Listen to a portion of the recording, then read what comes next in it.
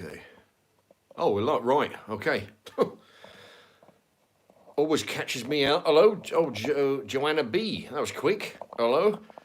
Let me just see if I can fix this.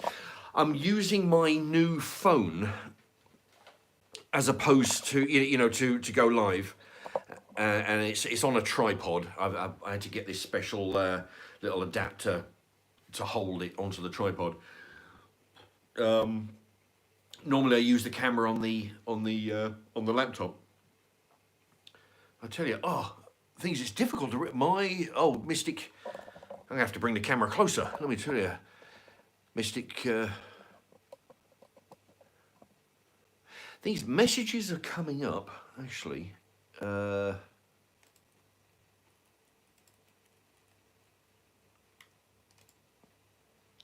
Yeah, messages are coming up, but I can't read them unless it's really close.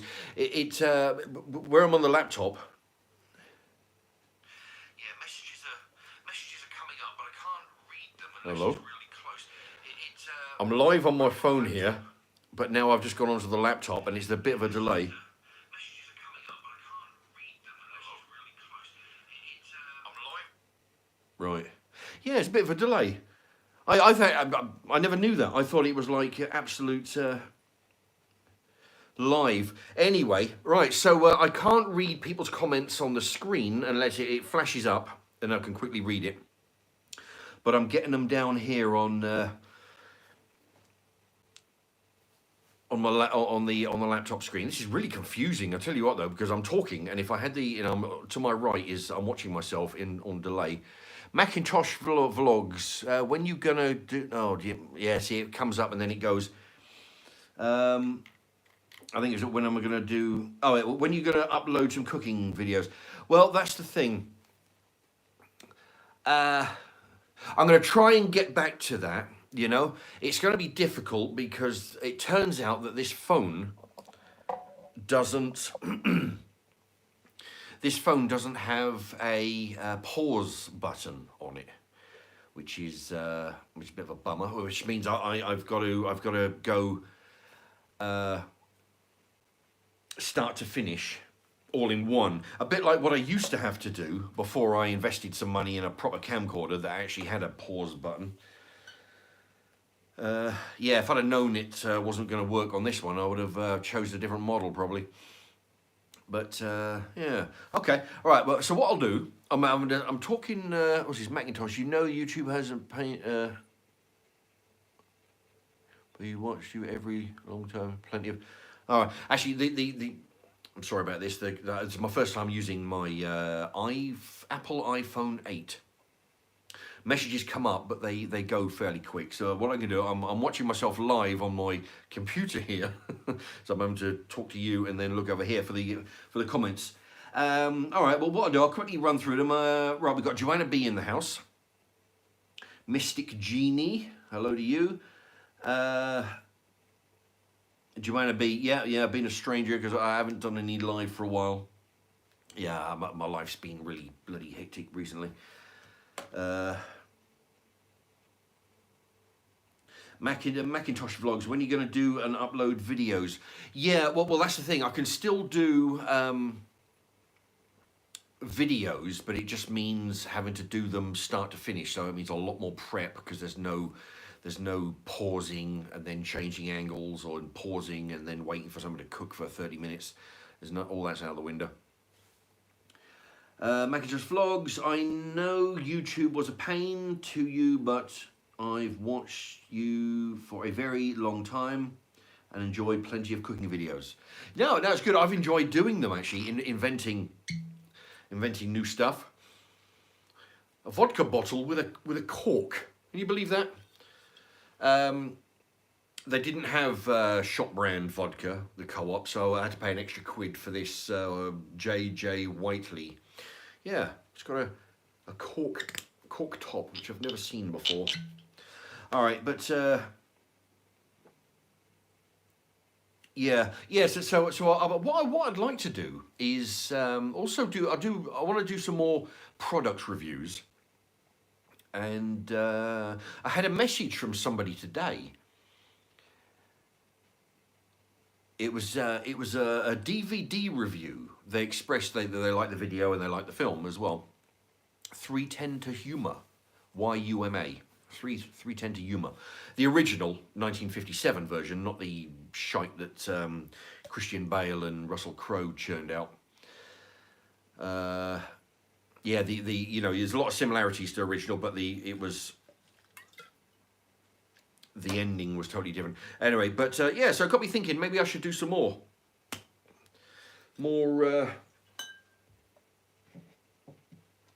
DVD reviews. I tell you what, can anybody tell me, is the picture better using my phone here as opposed to what normally happens is I speak into the camera which is on the laptop down here? Which is better, the laptop or this? Because I find it really distracting. Macintosh also has started to take interest in bodybuilding since the milkshake reviews. Indeed, I tell you what. I'm starting to. I don't use the milkshakes every day, but I've had a week. I've had a break for a week from the milkshake. Sometimes you do that, you know. But yeah, I bought 5 kilos of egg white powder, which I tell you what though. I mean, back in the day when I was training, right? Just I'm gonna be having vodka with. I had to buy Schweppes because they didn't have any Co-op lemonade. What was I saying? Yeah, but yeah, back in the day, I used to use bodybuilding shake powder and carbo powder, protein powder, mix it with milk, bananas, ice cream, all that lot, and eggs. But if I'd have known then what I know now, I would have just saved my money and bought 5 kilos. You can buy 5 kilos of egg white powder for about 112 quid, you know, which yeah, I would estimate, because I've spooned a lot of it out into a separate container. You know, it's about 10p a spoon, you know, a teaspoon. So may sound like a lot of money, but on the upside is it'll be a little bit cheaper than actual eggs. Plus, you don't get all the yolk; you just get the protein, and it lasts a hell of a long time. No, actually, the comments go real quick on it. That's just a pain in the ass having to, because I'm looking down here and I'm looking at myself on delay as well. All right, yeah, Newt, where's he gone? How? Hi, Mark. Who do you think you would take? Do you think you could take a Rottweiler in a fight? Well, I tell you what, though, my downstairs neighbour's got a big Rottweiler, and it's a huge bastard. Let me tell you, it doesn't appear to be very vicious. It's just a big, big dog. But I don't know. I mean, they're heavy. Those dogs are heavy. So you'd have to,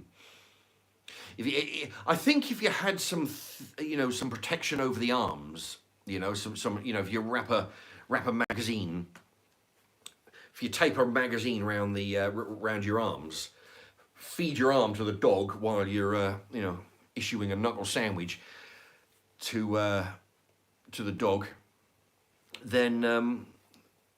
I'll tell you, I'm waffling. I'm watching myself on delay. It's really all good. I think I'm going to go back to the regular camera. I think. I don't know. Yeah, does anybody tell me which is the best picture, the phone or the laptop? Because it's really. I don't like it much. It's really distracting. But yeah, if you had protection on your arm, let the dog go for the arm, and then you got one arm free to deliver a killer blow. Maybe, but I mean, these are big, heavy dogs. Newt, hi Mark, do you think you could take... Oh, Rottweiler, I just read that. I used to enjoy the retro... Yeah, Macintosh says he used to enjoy the retro food reviews, especially the Smart brands you did. Yeah, I think the Smart brand, wasn't that Asda? They do the Smart brand, but a lot of the shops... I would do the absolute... Oh, Mad Maz says the phone picture is a lot better. Yeah, it's a shame that I can't read all the comments on it though. It doesn't store the comments like the when I'm looking at the screen here on the laptop. I can see my picture on the left, and all the comments are listed on the right hand side of the screen. On the phone, I've got nothing. But yeah, I used to enjoy, going in and trying to, trying the absolute basics, everything. The 35p coleslaw, the 35p mince, Cornish pasty, all that stuff. All the cheap sausages. You get some good bargains, and I tell you, 90s to 99% tasted good. Out of all the ones that I've done, I do remember one that I didn't like at all. I think it was the Co-op. I think it was lamb, but it was some kind of broth. Okay, I remember broth. I think it was lamb broth. Man, it was like oily. It was really shitty. It was terrible. But aside from that, everything had some redeeming quality. Some of it, if it tasted cheap. Sometimes, you think, well, yeah, but throw a bit of pepper on there, you'll be fine. There's some redeeming quality, but that broth was not good.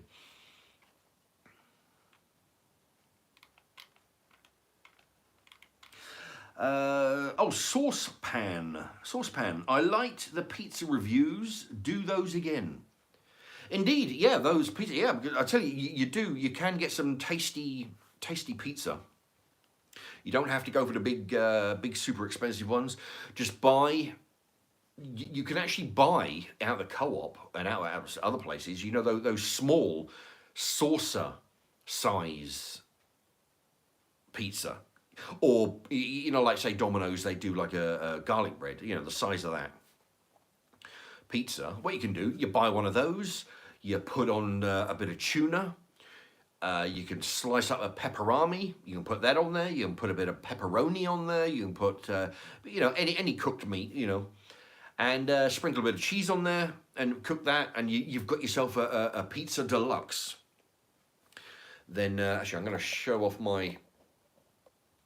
There you go, Chicken Whisperer. I got given this by a viewer whose name escapes me. I'm very sorry. But when I had a PO box, I got sent a few T-shirts and sweets and whatnot, and this is one of the T-shirts that was sent. Yeah, so yeah, those pizza, you can buy a 50p pizza, a few ingredients, but stuff that you might even have in the cupboard. A bit of sweet corn, sprinkle a bit of cheese on there, put a sausage on there. Noon, I drank Budweiser but it didn't help secure. I missed that. It flashes up and then it goes. Yeah. I want to get back to doing some food reviews. I like doing those. Telling people my opinion. Basil Faulty, hello. There you go. Let's see. Let's go to the comments. Newt. If a Rottweiler tried to take your Cornish pasty, would you crack it one or let it eat the pasty? Yes. Actually, yeah, if I missed my breakfast, I'd probably do my best to shield the pasty from the beast, Yeah, but if it persisted, I'd have to, sometimes you could, well, it might not work with a Rottweiler, but, if you raise your voice, make yourself look as though you're not going to give up the pasty very easy. Sometimes you can deter an animal from attack, but not always. But yeah, I'll definitely try and save the pasty, or maybe break a bit off and throw it, then run the other way. That might work. Peter B, who's one of the moderators. Yeah, because I can tell from my screen because it has a little blue spanner on there. Peter B, hi Mark, good to see you well on another live. I think the phone picture is a bit better, but the internet strength can affect it too. Yeah. I think you're right, because I'm looking, I don't know what kind of megapixel thing is going on with the phone, but I think when I'm filming the allotment and stuff, it seems to be a bit better. I think the laptop picture is fairly all right. Not brilliant, but you know, doable. But I can see, I mean, look, like because on my right, just below eye line is myself on the computer, and it's looking not as good as this, I think, from my angle. But yeah, I think what I'll do next live stream, I'm going to go back to the old, because this is great, but it's a pain in the ass because I can't see comments, and even when they do come up, they flash up and then they go, and then I've got to get in real close to bloody well read it. On the laptop, it stays there forever, and then I can read it at my leisure. But the internet strip, right? Dwayne Dibley, all about the clearance shelf. All about the clearance shelf. Yeah, all supermarkets, they all have a shelf because they've all got stuff at the end of the day that's damaged. It's either been bashed, or there's a can missing and they sell it, or it's at the end of the day when they just want to get shot of it before the date is up. It pays to go in. You just go in and say, find a kid. YouTube's hardest man. Hi Mark, hello to you. What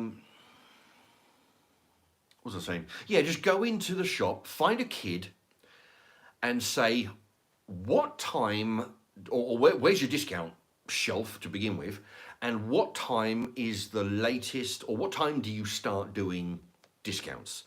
They might say, right, well, we'll do one at 3, we'll do one at 5, and the last one at 7, for example, like this. Ken Combine, best vodka. Actually, they're all pretty much, just go for the cheapest one, I find.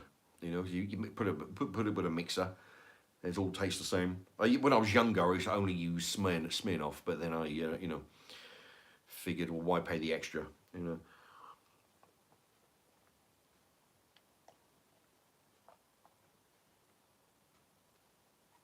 Oh, boy. Yeah.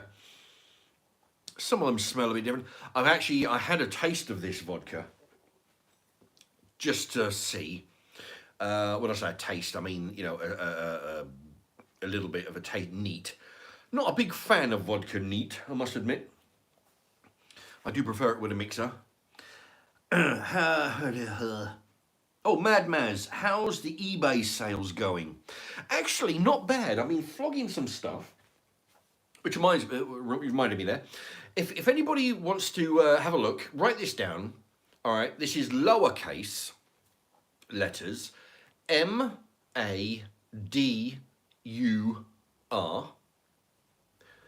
dash, with a sideways dash, not a slash, but a dash. So 5611.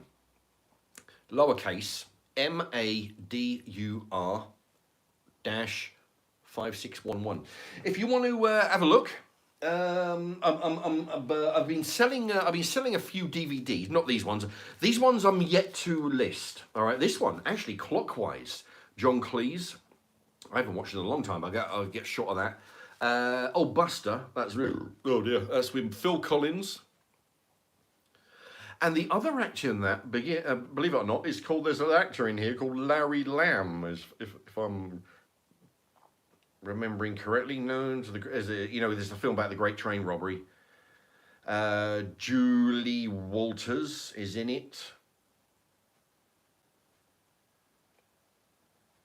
Larry Lamb, there you go. Yeah, because when I was a kid, there used to be a kids' TV show called Larry the Lamb.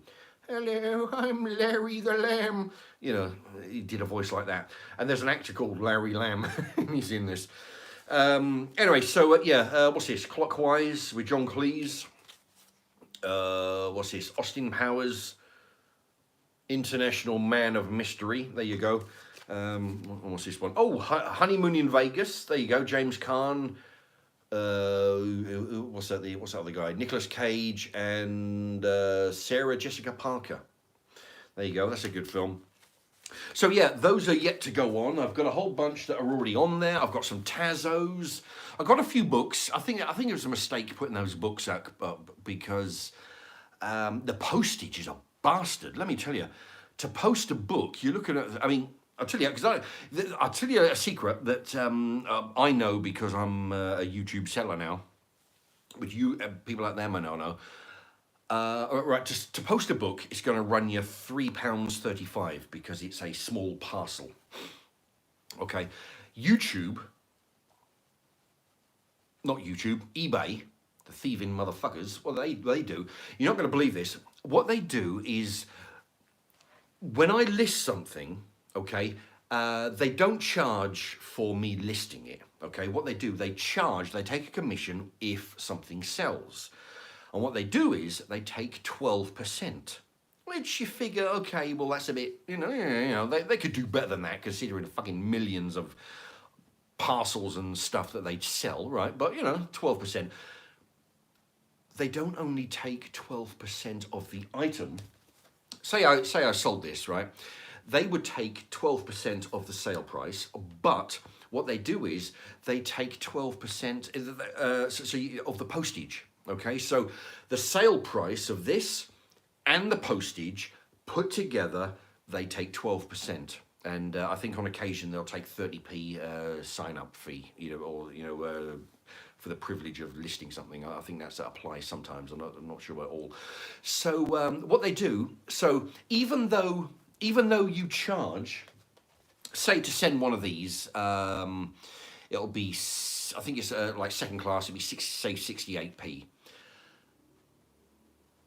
eBay take 12%, so you've got the sale price and the postage, which the postage is for the Royal Mail, but eBay will take 12%. So if you're selling something, you have to add 12%. So if you've got it as £1 postage, you have to charge £1.12. Otherwise, the 12p comes out of the out of your thing. So if I sell this for £1, which I've been doing, plus £1.68, so that's £1.68. They'll take 12% of £1.68, even though the post office deserves some of that money. So in some cases, eBay earn more than I do, because say £1.68 minus 12%. 12%. That's £1. I don't know. Yeah. So that's a bastard. So to answer your question, it's actually going. It's not too bad. I've sold a bunch of shit. I tell you what though. Yeah, if anybody,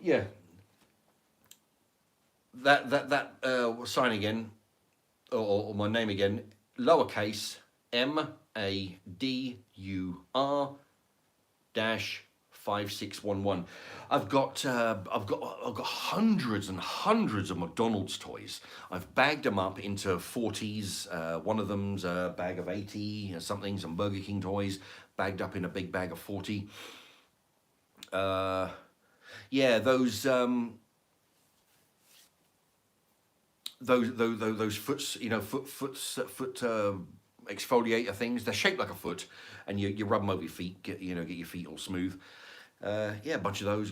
Anyway, have a look. I've got some DVDs. I've got some Tazos. Some of the Tazos have been selling actually. I've got some Star Wars Tazos.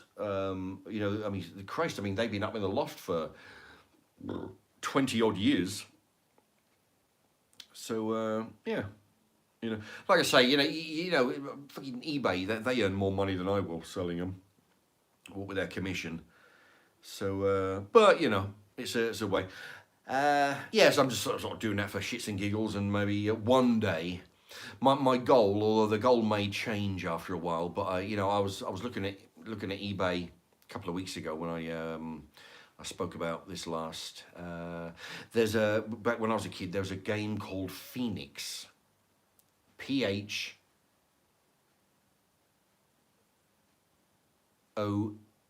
I don't know, it's called Phoenix, right?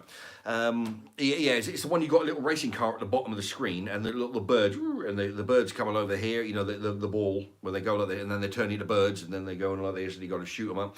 Then the big mothership comes around, you got to shoot, it looks like a sideways view of a blancmange, like a bowl of blancmange. You got to shoot the base and try and, get through the, anyway, you know what I mean.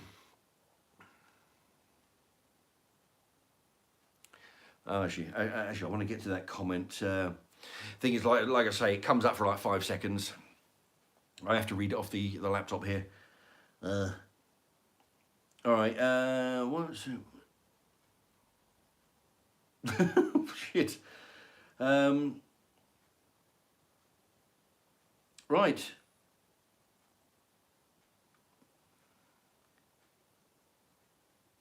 Ken Combine. Best vodka? Question mark. Yeah, anything shop brand. Don't pay for the expensive stuff. It's all the same. The only difference is there might be the ingredients. You know, some of it's grain, some of it you can get rice vodka. You can make vodka out of anything. If you're desperate, you know, and if you're in prison making prison hooch, you can turn it. You know, I've watched shows, and they can turn them in, you know, from potatoes, fruit, all kinds of stuff. Caroline Winter, always a fan, Mark. Your live chats always hit the nail on the head. Thank you very much, and really make me laugh. Oh, good. Please shout out my big brother Ben Varley, who is also an avid walk.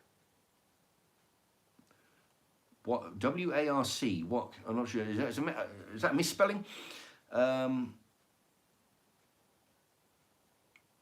Anyway, all right. Ben Varley. Shout out to you, brother of Caroline Winter. Yeah, she finds the show enjoyable, but makes me laugh. She says, very good. That's the thing. I've never understood, because people sometimes say that, you know, that the things I say, I don't know. Honestly, I don't see it. But it's like most things. It's like when you're training or whenever you see yourself on video, you don't see what other people see. But if people find it entertaining, all the good. Newt. Once a woman tried to attack me with a bottle of wine in Asda. Man, I tell you, you get some nutters. I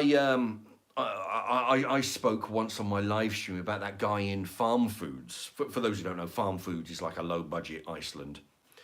And for those who don't know, Iceland is a freezer shop. The whole place is just full of freezers. They sell frozen stuff. Yeah, remember I was talking about him, and yeah, he had a walking cane. He was getting right. Ugh, I thought I was going to be in a fight in the line in the queue there for the till. Oh, it's crazy. Yeah, because he had a mask on, right? So all you could see was his eyes, but his eyes were giving away. He was livid. This guy. He went 0 to 60 to anger, and that was the time I took out my. I was slipping out my my key ring. I've got a key ring with a bunch of keys, and it's got what's called a Kubotan. It's a piece of metal tube about 6 inches long, right? And what you could do, you ever see on the Gladiator films, you know when like they've got a big stick with a chain with a ball on the end, and you can sort of like, you know, it's sort of like that. The idea is that you hold on to the keys for grip, and then you've got a couple of links, and then you've got the Kubotan, so you can swing it, and if need be, it's not like a solid piece in your hand like a club. It's more like a swinging momentum kind of. Anyway. I took that out just to show the guy that he wasn't the only one with a weapon. I wasn't intending to use it unless I absolutely had no other option, of course. But I just wanted him to know that out the, you know, he's waving this stick around in a threatening manner, and I wanted him to know that he wasn't the only one with a weapon. And yeah, it's crazy. I think he called the police because the police came by the bus stop where I was standing. Luckily, they didn't see me because, you know. Anyway, Newt. Yeah, got attacked with a bottle. Yeah, I tell you. Yeah, I mean, I've had some instances, you know, so it's always at the till. It's always at the till. I hate when, you know, when you put your stuff on the conveyor belt, and either what they'll do, the guy behind you will not put his stuff on the conveyor belt until there's that divider. They just won't do it, and I just don't understand it. You know, well, I just pile my stuff on there, and eventually, at some point, at any time between now and the next 5 minutes, when the cashier gets your stuff to the front of the line on the conveyor, there's a divider. But there's like a 5-foot gap between your stuff and their stuff, which they will not use that conveyor unless it has the divider. And I've had people fucking nudge me out of the way to reach over to get the conveyor, you know, and that's led to some words. You know, I hate that. It's always at the till. And it's always me. You know, why do I meet these people? Do I have a sign on my forehead or something? I actually said to somebody, because somebody was giving me shit once at work, and I said to her, do I have cunt written on my forehead or what? She's going, no, No, no. Honestly, she didn't see that I was being sarcastic to her. You know, she's going, no, no, you got nothing there, no. Like this stuff. Yeah, great. Fucking dummy.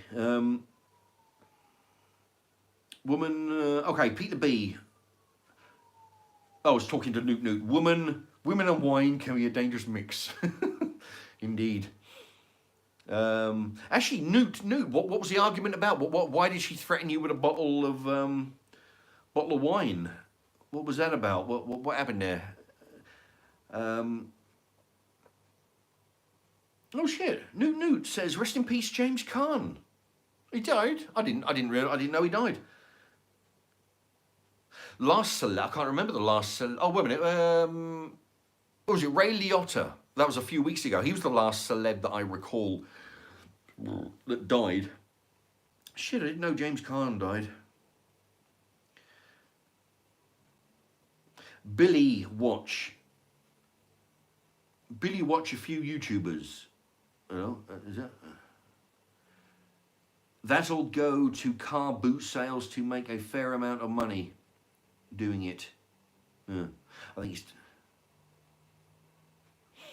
Caroline Winter, oh my God, Tazos takes me back to my youth. My brother nicked all my best holographic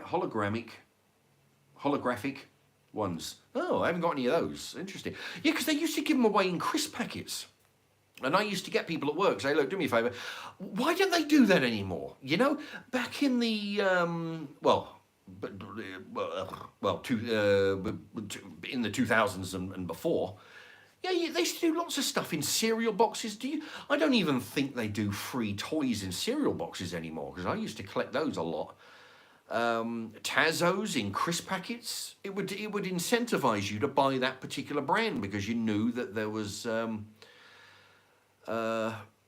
Tazo in it, and you could try and collect the whole sequence and swap with your little pals at work or something. But no, they don't do that anymore. Why is that? I mean, it's a good marketing gimmick. Tazos would cost them shit, you know, and then they give them away in the crisp packet. They'd sell, even if they put an extra penny, an extra 2 pence on every crisp packet. Hello?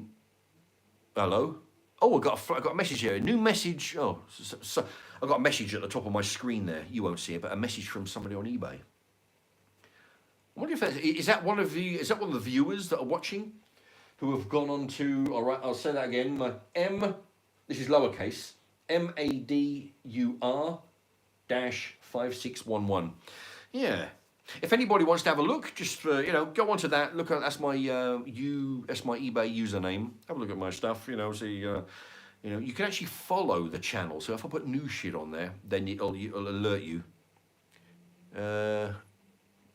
Billy says kids aren't interested in cereal box toys. Yeah, more into the iPods and all them games. Yeah, it's a shame though, because because I used to look out, because I honestly, when I was in these supermarkets, I'd have a look at the cereals that I like, and then see which one's got the best toy. That used to be how I decided what cereal. Right, there you go. Okay, right, let's go back a little bit. I meant watcher. Oh, he's an avid watcher. That was from Caroline Winter talking about her brother. He's an avid watcher. Ben says, I've just bought some chickens, and what's the best feed for it? I'm just giving them cornflakes. Well, don't give them cornflakes, I don't think. Well, maybe. I mean, what do I know? The trick is to experiment with different stuff. Give them mixed grain. You can buy it in 20 kilo bags. Last time I looked, it was about £9, £9 to £11. If you go to a wholesaler, you can get them in small pet shops as well. Buy them in small bags, a couple of kilos, all the way to 20 kilos. Mixed grain. I feed mine raw rice. I have a special tool. If you look at my, go into my playlist, my allotment, under the category my allotment in the playlist, you'll see the stuff that I've been feeding them. I have a 2-litre bottle with a special dispenser at the bottom. I fill it with raw rice. I have another one with layers pellet, layers mash. It's like pellets, but it's been through a blender or it's like pellets, but it's just stuff they sweep out the bottom of the machine, and then they put it in a bag and sell it as mash. It's mainly for smaller birds, younger birds. Another feeder with mixed grain. Mixed grain. It's got a mix of everything in there. Plus, you can buy them extras as well. You can put barley in there, or give it to them separately. Um, uh, Fuck me. Sunflower hearts. They love those. Either sunflowers with the shell or sunflower hearts. They go for them as well. So yeah, so raw rice. Don't give them cooked rice, but you can give them cooked pasta, especially the string pasta. You give them that. I get very occasionally. I'll scramble up some eggs, cook it in the microwave, and take it to them, and they love that. It comes in when it's cooked in the microwave, it comes out as a block. All right. So, but what you do, you can either if you cut it up into big pieces, they'll just take it out, they'll sling it around, and so what I do, I try and mash it into very very small pieces. I whisk it around with a fork for 5 minutes till it's like very tiny pieces, and that way they'll eat some without throwing. Because what they do, they'll grab hold of a piece and then shake a bit off, and it's gone over there and it's gone over there and it's all over in the dirt. So mash it up, really small, and that way they'll eat it without slinging it about. Yeah, have a look at my, different grains. If you've got access, if you're on an allotment, if you've got access to a manure heap, either take them to the manure heap if possible, or go to the manure heap, the horse manure, if you have to get shovels of it and put it in the wheelbarrow. Take the wheelbarrow and put it into their enclosure, and they'll go in there and they'll spend ages kicking it out, searching through it for all the goodies. That'll give them hours of entertainment, because you've got to keep them occupied, otherwise they go a bit mad, because they are inquisitive animals. T29 as mix, oh Jesus, T29 ASMXIWS, yeah. Got me in stitches as soon as I started watching. Oh, thank you very much. Yeah, if only I knew what it was, I would do more of it. But thank you very much. Newt, I went to grab a bottle of wine. Oh, this is where the woman attacked him in Asda. Newt, I went to grab a bottle of wine, and then she sprinted up and grabbed it before I could. I said to her, "Oi, I was gonna grab that." Then she rushed me with the bottle. I had to bat it out of her hand. Bloody hell. Look at Looney Tune now. How desperate must that bitch be for a bottle of wine? I'll tell you what. But people do strange things for silly stuff.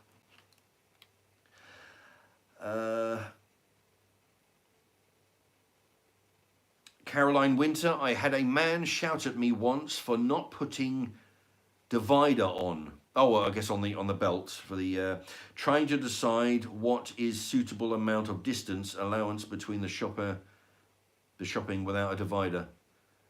Trying to decide what is suitable amount of distance. Yeah. The thing is, what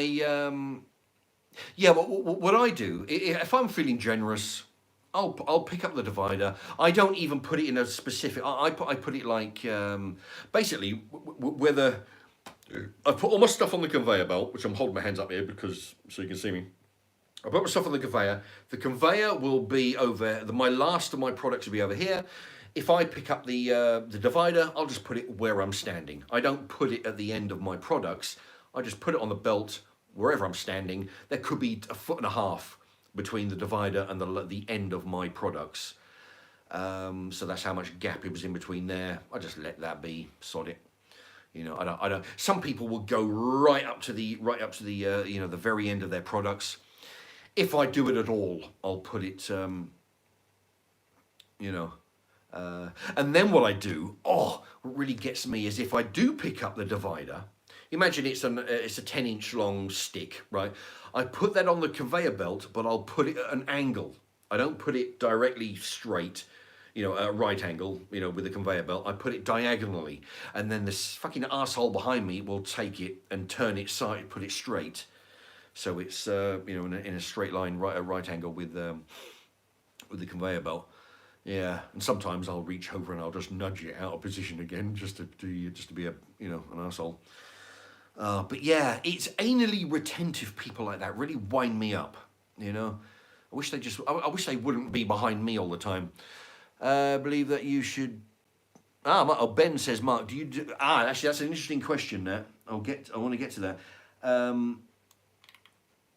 Mark, that's from Ben. Do you believe that you should tip a waiter? Now, this I've had discussions with people that I may have gone to dinner with somebody, or say gone to an all-you-can-eat buffet, or a restaurant. Now, see, the thing is, when I was out of work for a while, Peter B, hey guys, Peter B, hey guys, hit the thumbs up. It's not already, if you're not already done it. Yep, hit the thumbs up, everybody, if you haven't, please. That'd be great. Now, I'm of the opinion, which I've been to dinner, I've been to, say, a restaurant with my mum, for example. She's of the opinion that you should, that she'll give them a tip, especially if I'm buying, and I'll say, look, here's the money, there's the money, go sort it out while I, go to the ladies before we leave, right? And I come back and I say, did you give them a tip? And she said, oh yeah, I gave them £2 tip. I was like, what? Now, the level of service did not require a tube, right? Because the thing is, I've been to, especially there's a Chinks up it's shut now, all right? But for anybody in Milton Keynes, it used to be by the market. I don't know what it was called, some kind of stupid Chinese name. They're all named Riverboat or Lily, something or other. Anyway, you go in, all you got to do is look through the window, and already they come out into the street after. Oh, do you want to come in? All you're doing is looking through the window, looking at the menu. You walk in the door and they're on you. I fucking hate that. Anyway, but what it was, you used to better do an all-you-can-eat Chinese food and as many refills of the Coca-Colas and soft drinks as you can. Okay, and now, when I was out of work, I actually researched on YouTube videos from professional waiters, and they would be imparting all their nuggets of, how to be a good waiter, And I've discussed this, the little tips, the way you word things, not, anybody want some other drinks? You got a yes or a no answer. What you say to them is, would you like another Budweiser, or would you prefer a different brand? That immediately encourage, okay, I'll take another, same as this. Not, would you like another drink? You got like no, not really. I mean, the thing is, I've got to go. No, would you like another one of the same, or would you like another brand? There you go. You're basically saying, do you want that or something else? The no option is not on the table.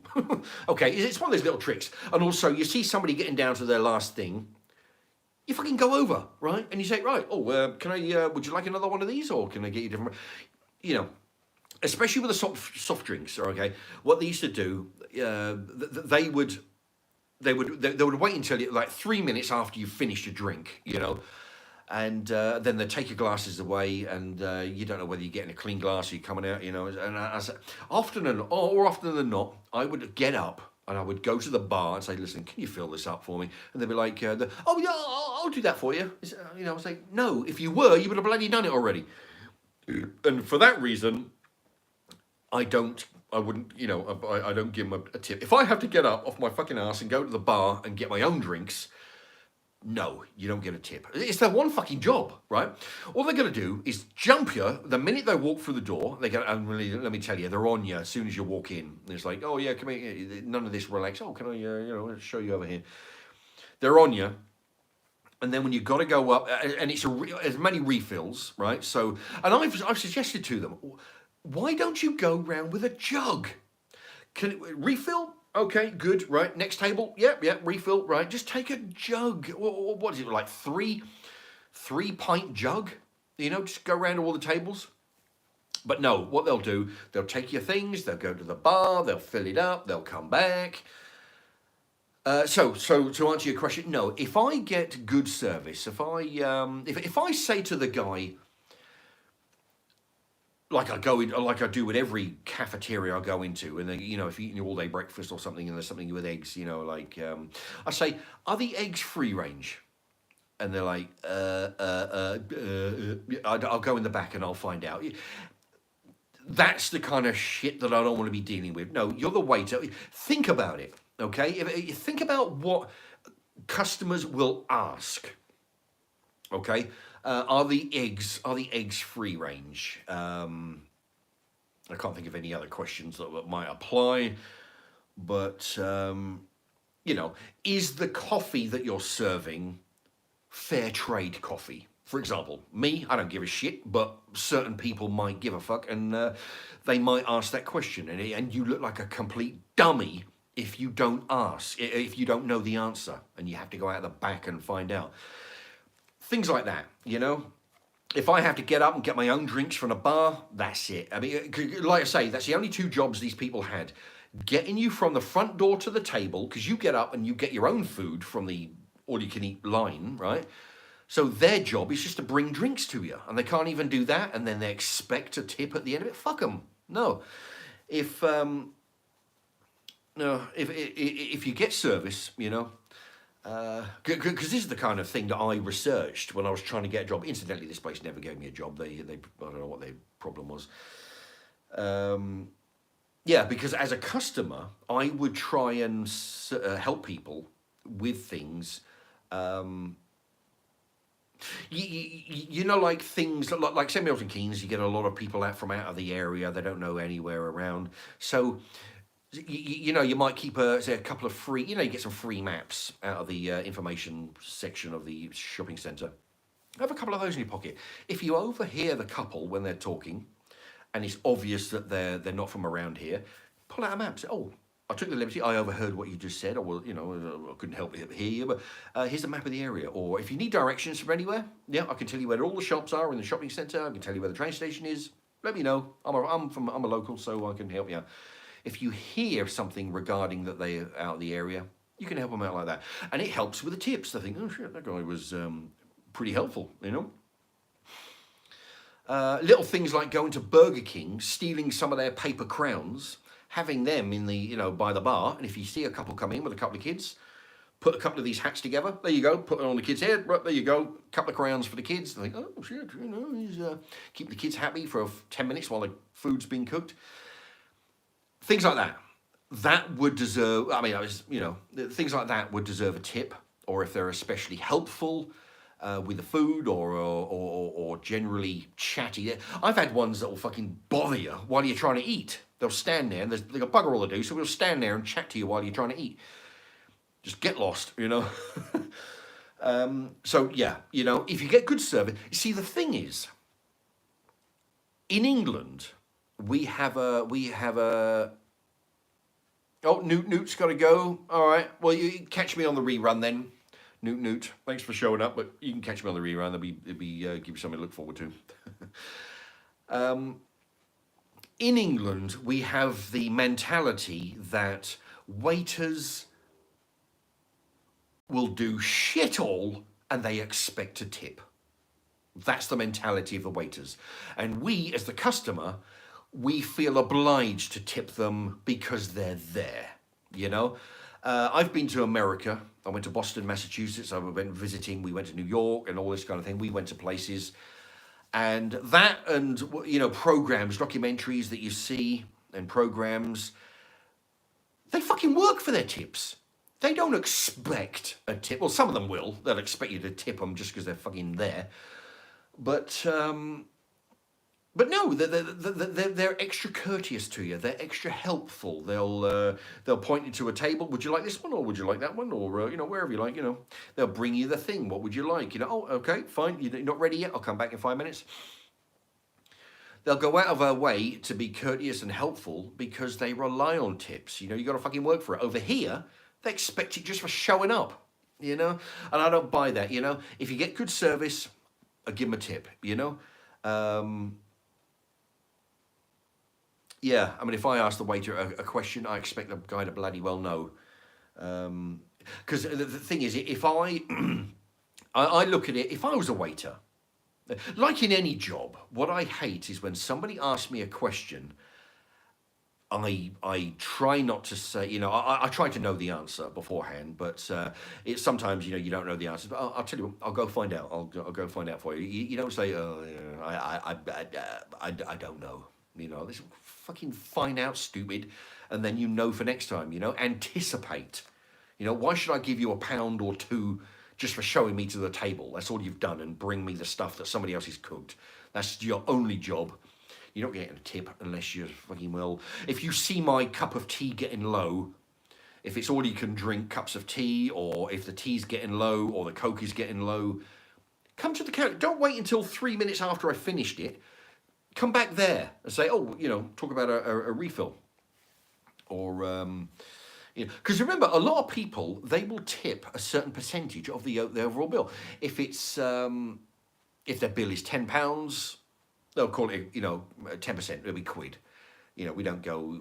I don't go for the 12%, 15%. I just right. If it's 10%, if it's normally about 10%. If it's 20 quid, if there's two of us and it's 20 quid, yeah, £2 tip, providing that they make good with the amount of drinks that's coming. That's.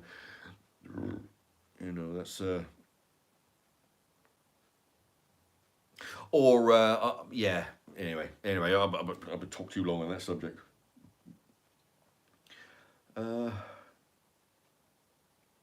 YouTuber's hardest man.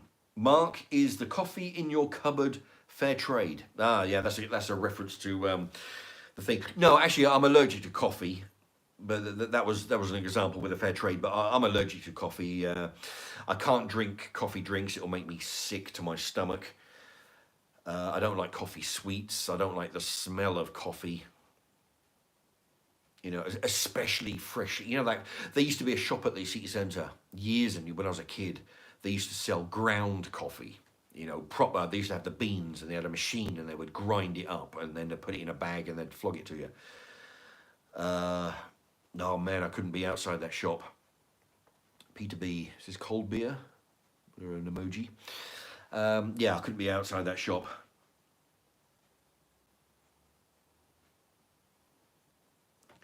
Okay. Oh, Terry Webster's in the house. Tony Barnes, why haven't you made any cooking videos with the fresh chicken eggs, quiche, omelets, scrambled eggs? Yeah, well, I intend to get back into it. I'll do a lot of product reviews. The thing is, this camera doesn't have a pause, so whatever I cook will have to be start to finish. I can't pause it and carry on, pause it for a little bit. I'd love to be YouTuber's hardest man. I used to love wearing Burger King crowns at the Chinese buffet. Yeah, well, the thing is, what it is, it's because the parents are the one paying the bill. So if they got a couple of kids and you go out of your way to be helpful, because the kids are sitting there, they're bored shitless, they're waiting 10 minutes for their food to arrive. The adults are sitting there chatting, they've got to entertain the kids while the food, because kids have got shit all to do, except sit there and, cause trouble. So, yeah, so if you as a waiter comes over and you take like when a waiter comes over with some complimentary bread rolls, right, there you go, some complimentary bread rolls, that'll keep you occupied till your food arrives. Or they come around with a Burger King hat, give them to the kids.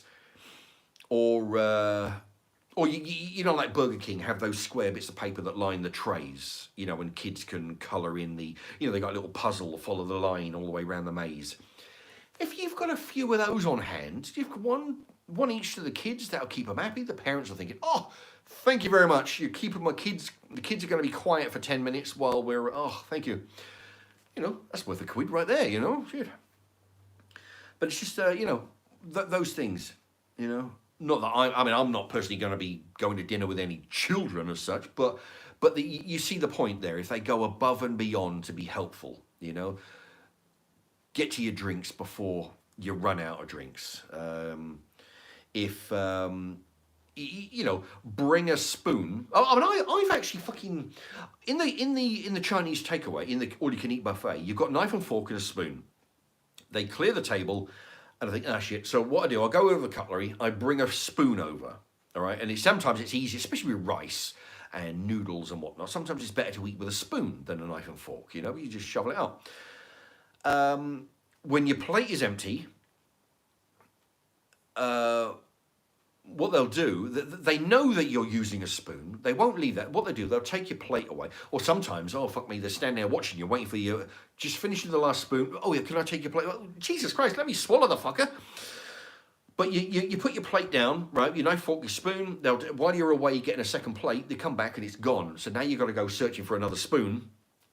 All right, and another knife and a fork, and all because they take it away. They don't consider, they won't bring you a spoon, knowing that you're using a spoon. They'll just take it away and make you go find your own. Anyway, what was I talking about? Okay, Billy says, I think the difference is, though, in the UK, we have minimum wage. In the US, a lot of the waitresses and waiters only get something silly like $3 an hour. I've heard that, and they rely on tips.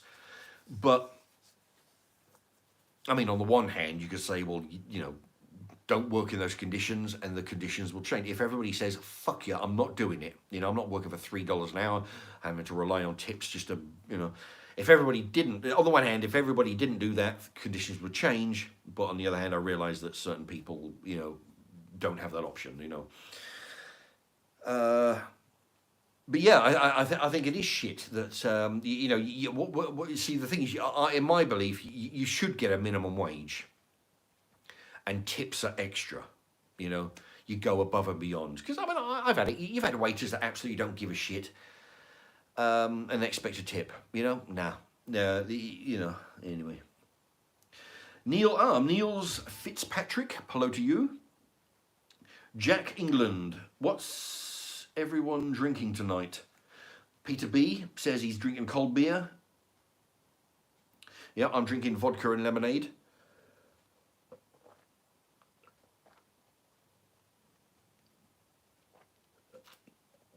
Yeah. Jack England, how's the allotment / chickens going? ? Indeed. I'll tell you what though, Jack England, if you go onto my channel after the live stream, go onto my channel and go onto the playlist under the title My Allotment, you'll see all the videos.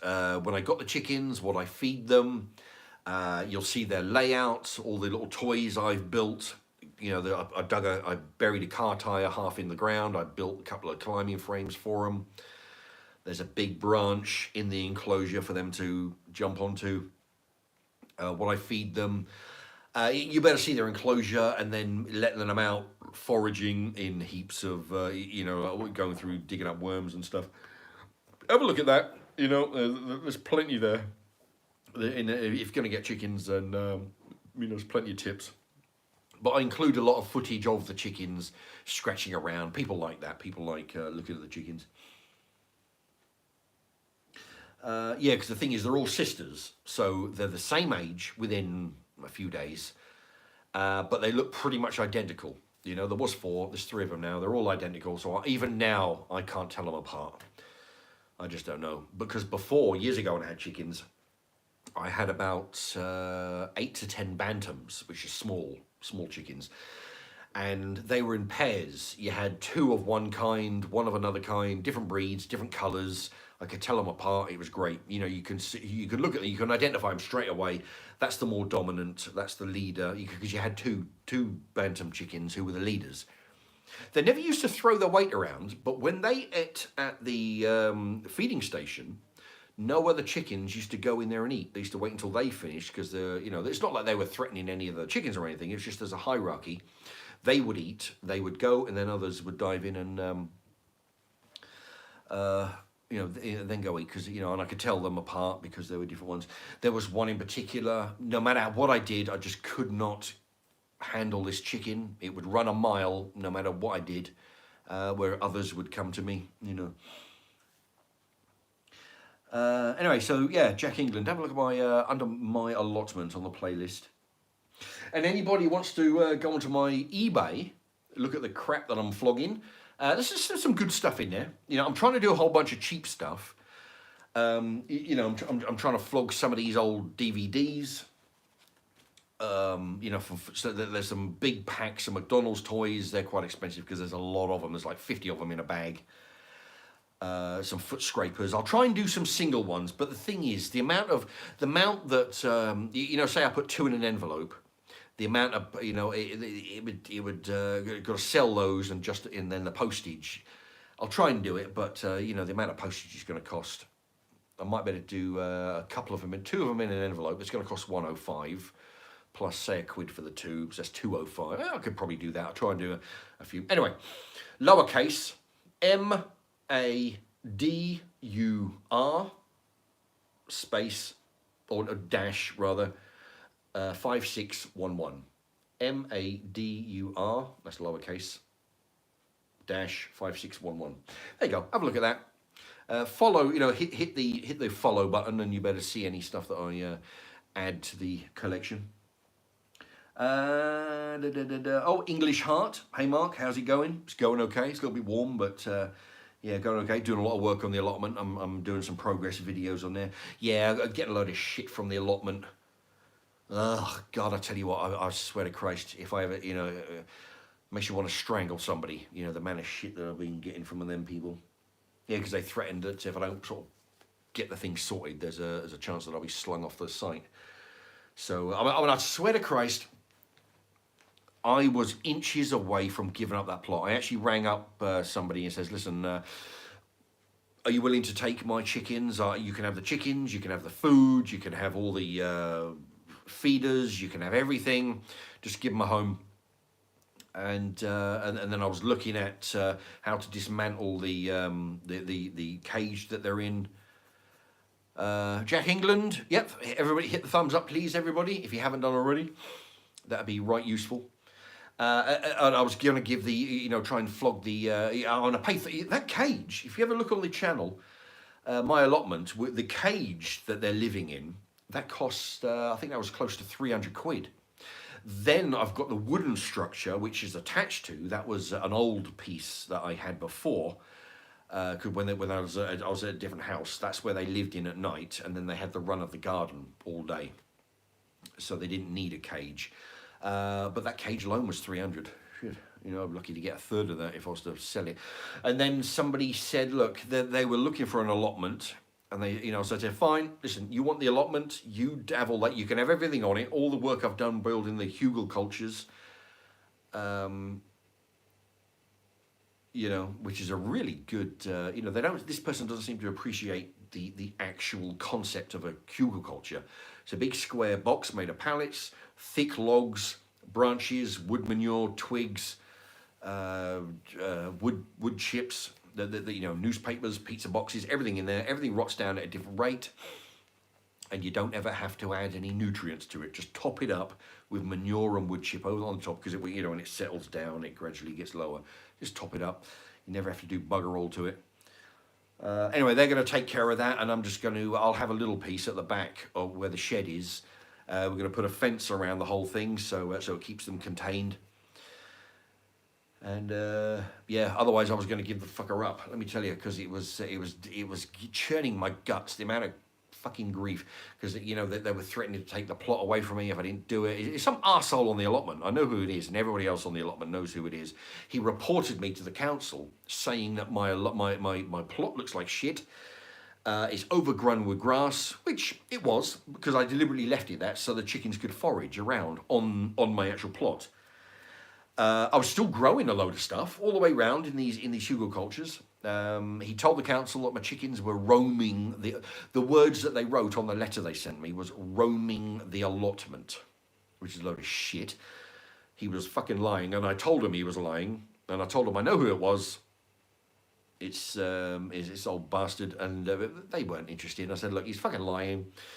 They only go from here to the wood chip and the manure, and that's when I'm with them, because they you know, I'm calling them. Come on, they have selective hearing, but they follow me a lot of the time.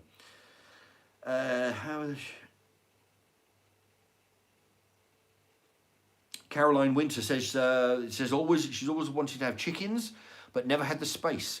Well, the thing is, what I say to people, because I invite people all around. You know, there's people at these local shops that I've known for, not personally, but you know, you get a rapport with them. Some of them know I've got chickens. I said, listen, come round, have a look, you know, because they're like, oh yeah, I'd like to have chickens. So come round, have a look at what I've done. You know, and then what you do, you take what I've done, scale it down to fit your garden. You know, you may not want 4. I started off with 4 chickens. They only allow 4 chickens. But say you wanted 2 chickens. You always got to have at least 2. Have them in a pair so they can, you know, for company. Otherwise they get a bit stressed in a, you know. So take what I've done. Say, oh, you know, I like that. I'll condense it down half the size, and I'll have half the amount of chickens. I like the tire that you've done. You've built some climbing frames out of some, you know, a wooden banister for a flight of stairs. All this lot, you know. Oh, you've got the hanging foods over there. Great, okay. You know, you've got all this other stuff going on. You know, just look at what other people have done. You know, because and take little pieces from lots of people. Make it your own. You know, you don't have to have a big setup like I've only had this big setup because I've got a big allotment. You know, but if I had a small garden, yeah, just have 2 chickens if you want. Just make a smaller cage. You know, make sure they've got plenty of place to scratch around. But yeah, go onto my allotment on the playlist under my allotments. Have a look. Anyway, that was Jacking. No, that wasn't. That was Caroline Winter.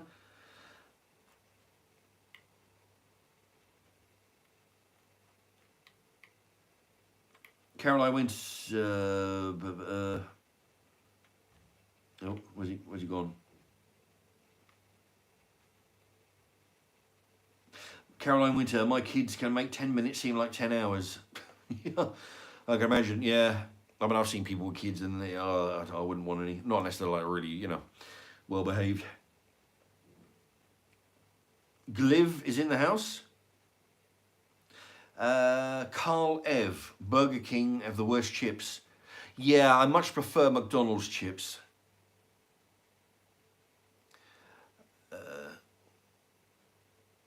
Jack England, have you ever considered doing more film reviews? Yeah, I want to do more film reviews. That would be... I've got a kind of unique, you know, because I've seen people do film reviews and they seem to have it all together. They had the magic of editing stuff to make themselves, you know, all coherent. When I do a film review, my style is I'll hold this up and say, right, there you go, this is the film, and I'll try and tell you a bit about the film, a bit about the actors, a bit about the storyline and all this. I'm sort of making it up as I go along. I'm not running from a script, which is probably very obvious. But that's how I do it. I'll hold these up, and I kind of like doing the films. You know, I don't do any old films. I do the films that I really enjoy. You know, because I've watched a film and I try to explain to you why you really should watch this film. That's my style. But yeah, so I want to get to some more film reviews. Actually, let me just turn the sound up on the.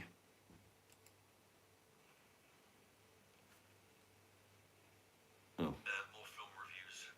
Can you hear me? Actually, let me just turn the sound up on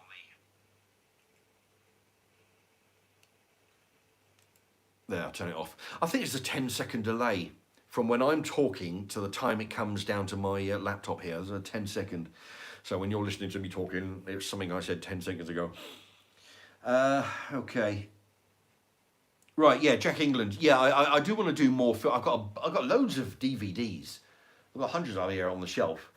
I'll try and do some more film reviews because I've got a lot of quality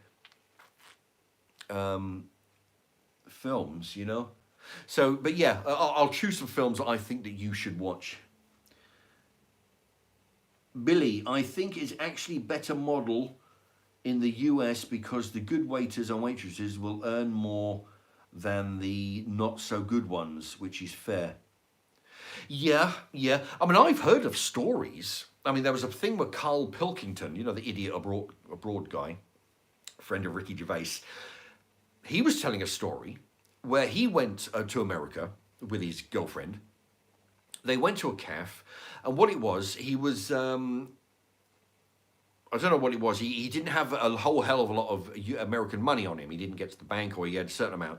So they had some dinner, and what he done, he gave a tip of like, you know, whatever he had. He paid for the dinner and give him all the money he had. It was something like $1 or $2.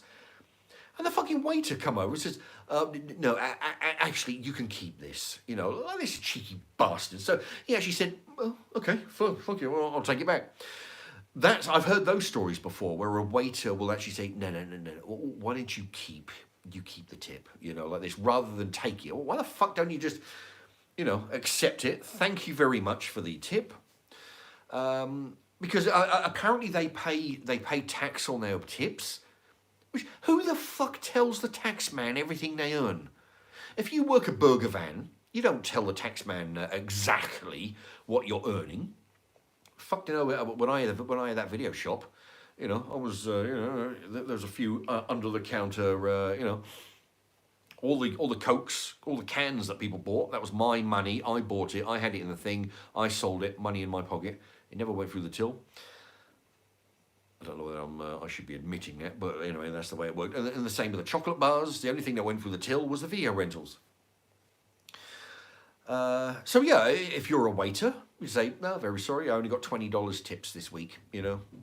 You don't tell the taxman, who the fuck, you know, the taxman gets enough money. So if they're stupid enough to declare it all, and you don't ever say to the customer, no, this is not a big enough tip, why don't you keep it? Fuck, you know, yes. So I've actually heard of stories like that, and they do that. I think, no, you know, you don't get that in England. You know, they say, oh yeah, you're lucky to get a thank you very much. You know, I know if I get a pizza delivered, you know, give the guy, if it's a speedy delivery, you give the guy a tip. And half the time you don't even get a thank you for it, you know.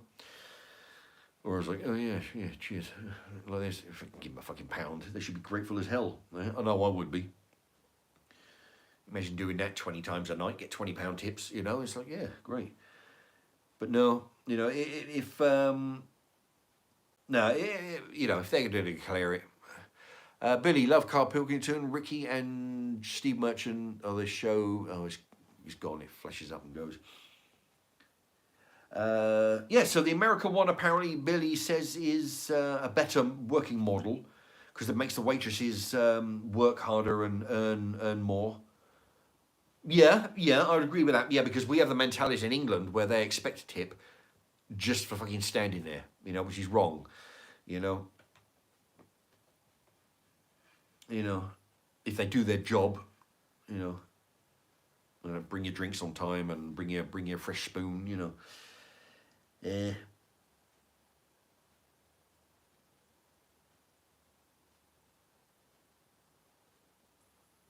Model USA, Jack England. I've seen them vids. I'm talking about the council stuff. I don't know if he's talking to somebody else there. Jack, thumbs up. Yeah, Jack England says, hit the thumbs up. There you go. Thank you very much. Yeah, everybody, if you've not done that, hit the thumbs up. Oh, that's interesting. Yeah. Actually, my phone says that. Oh, Jesus Christ, look at that. I've been going 73 minutes. 11 people watching, 11 thumbs up. That's all it tells me on there. When I look at the laptop here, it always says pretty much the same thing. 11 watching, 11 thumbs up. It doesn't tell me how many dislikes. Neither does my phone here. Yeah, for some reason, the counter doesn't work on the thumbs down. Some reason YouTube decides they don't want to hurt my feelings by letting me see the thumbs down.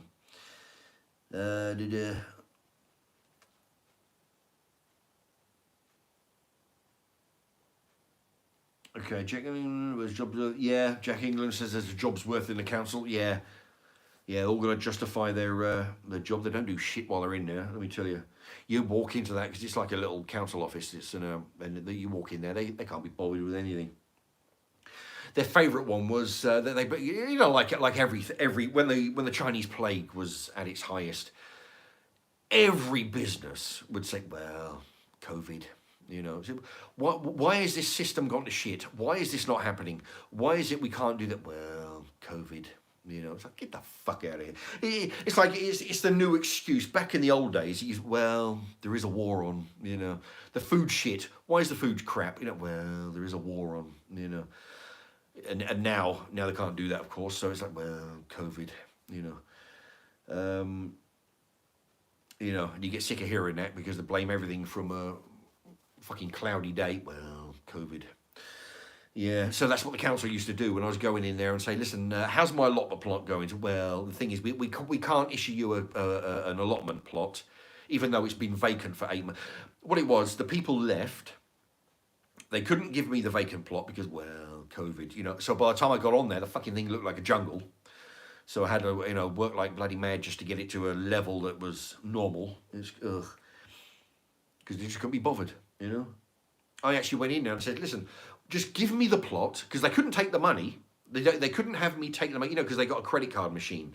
You put your card in, just like at the shops, you put your PIN number and you pay for the year's rental of the plot. They couldn't do that because, well, no, we can't take any payment because of COVID, fuckers. So I'd go in there and say, listen, why don't you just give me a map where the fucking plot is? I'll go over, I'll start working it, I'll do this and that, and then whenever you're ready, I'll come in and pay for it at your leisure. Well, they couldn't do that because it's too much effort for them.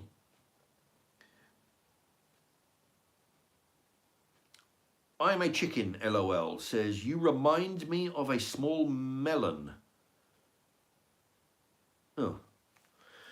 Okay, I'm not sure. Is that me they're talking to or somebody? I don't know. Oh, you know what? Jack England, have you seen Self-Sufficient Me channel, the Aussie guy? Yeah, I think he's the one, he's got a huge scar on his arm, I think. He has an Aussie guy, sort of a fairly big built guy. Yeah, he's one of the places where I got the idea for a Hugo culture. I watched him do it, and then I investigated further and found lots of different variants on the Hugo culture method. Yeah, he has chickens, and he has several animals, I think. Yeah, I've seen him. I haven't seen him for a while, but Self-Sufficient Me. Caroline Winter, got to go, but we'll catch up with this later. Well, thanks very much for coming in, Caroline Winter. Yeah, you can watch it on the rerun. There'll be plenty to watch.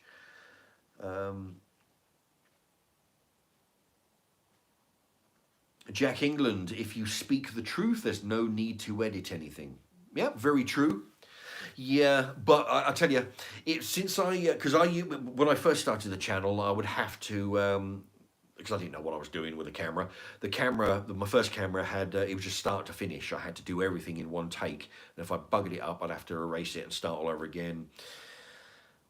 Then I got a new camera and I had a pause button. Oh, the pause button is so great because the thing is, you can talk, you can pause, you can change angles like this, and you can, you can, and then unpause, and it just seamlessly, it looks like an edit, which in actual fact all you've done is pause.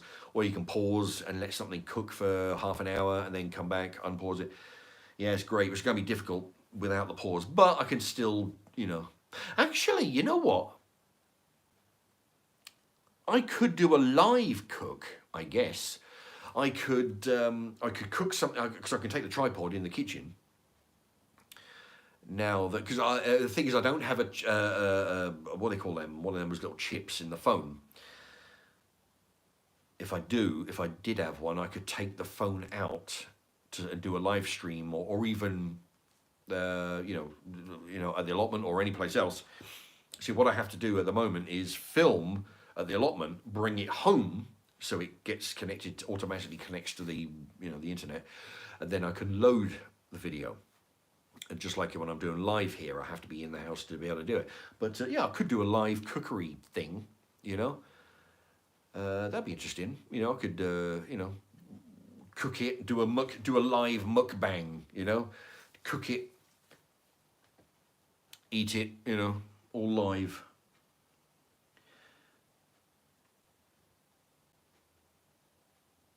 Billy says, love Carl Pilkington, Ricky and Stephen Merchant.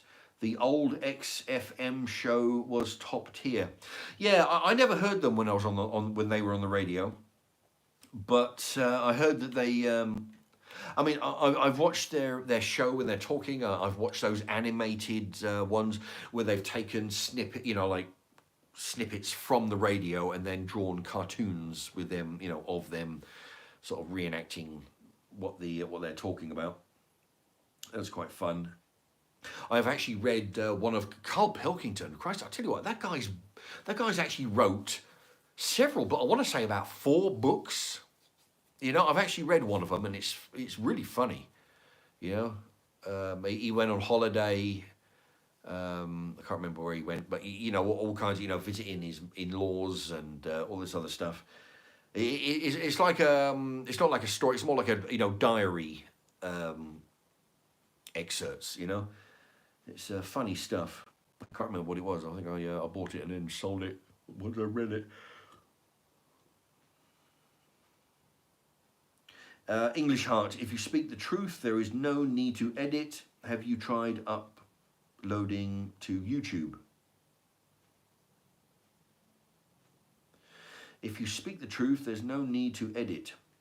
Have you tried uploading to YouTube? Well, yeah. I mean, I've made videos, mostly at the Allotment, but I'll start doing them around the house with DVD reviews and cookery and shit, But yeah, I've made videos, and then, yeah, if you have a look at my channel, there's some new ones. There's some mostly, Allotment stuff. But yeah, I've uploaded videos to YouTube, regular videos, and now a live one on the phone here. But yeah, but no, the thing is, when you say, speak the truth, there's no need to edit. No, what I mean is, being able to make a video without having to cram it, do it really fast and take your time. Just pause and wait for something to happen. Okay, because sometimes if you're cooking stuff, you got to wait a while. What I really hate though with editing, you ever watch videos?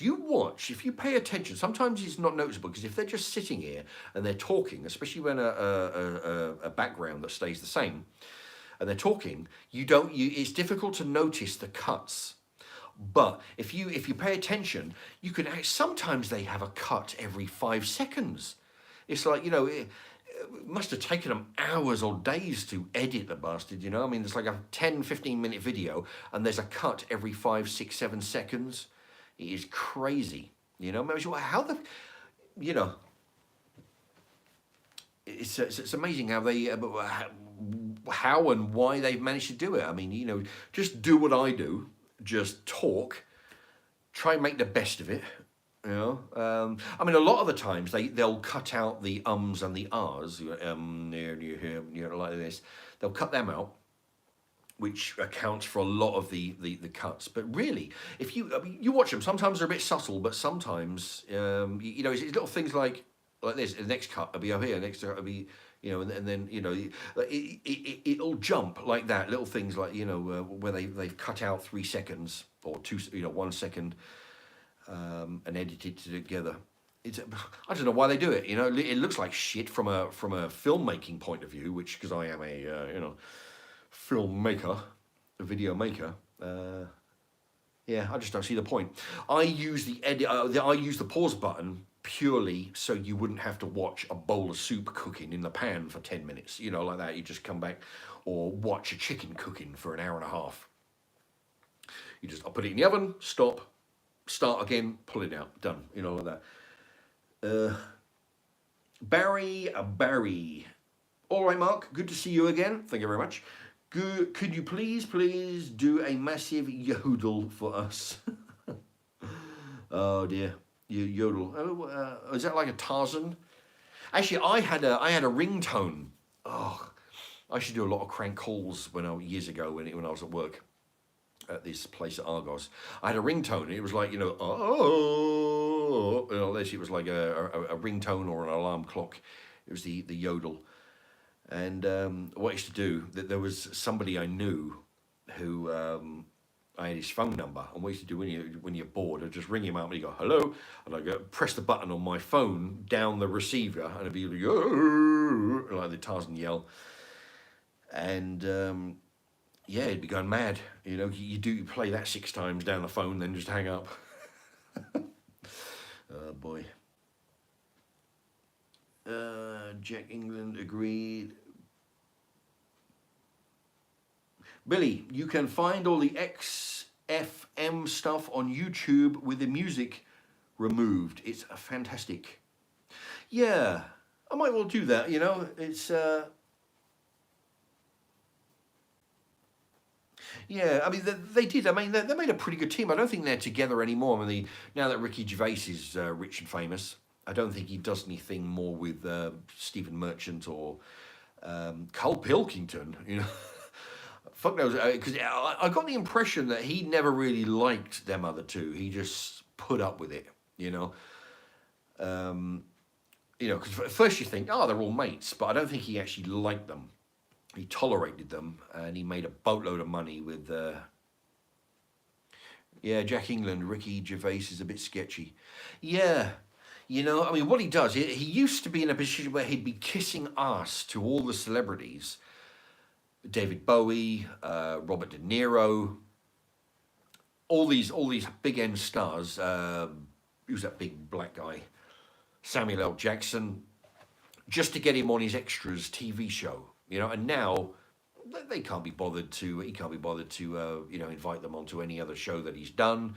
Which you think once you get Robert De Niro on your TV show, surely, you know, you've got your foot in the door. Fucking big megastar like Robert De Niro, Samuel L. Jackson, you know, you try and put them in something else that you're doing. Even if it's a 10-second cameo, just get them in there, you know, but no, he hasn't got time for them anymore. Oh, I see. English Heart was talking about self-censorship. No, well, actually, that's a problem I don't have. Self-censorship. I'll just, you know, say it how it is. And I tell people when I give away my cards and talk about my channel to people out in the real world, I actually say to them, I say, listen, here's my channel. Here's a card advertising my channel. I do cookery. I do food reviews. I do film reviews. I do all kinds of stuff.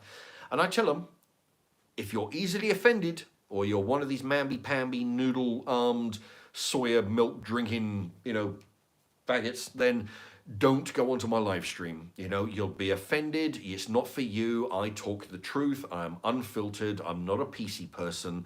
I tell it how it is. And if you're easily offended, stay away. And for Christ's sakes, don't let your children watch the, you know. If you want it all wholesome, stick to the video, stick to the cookery stuff. I tell them straight out, you know. So I don't have a problem with self-censorship. Although, remember the time when I was talking about the Portland riots?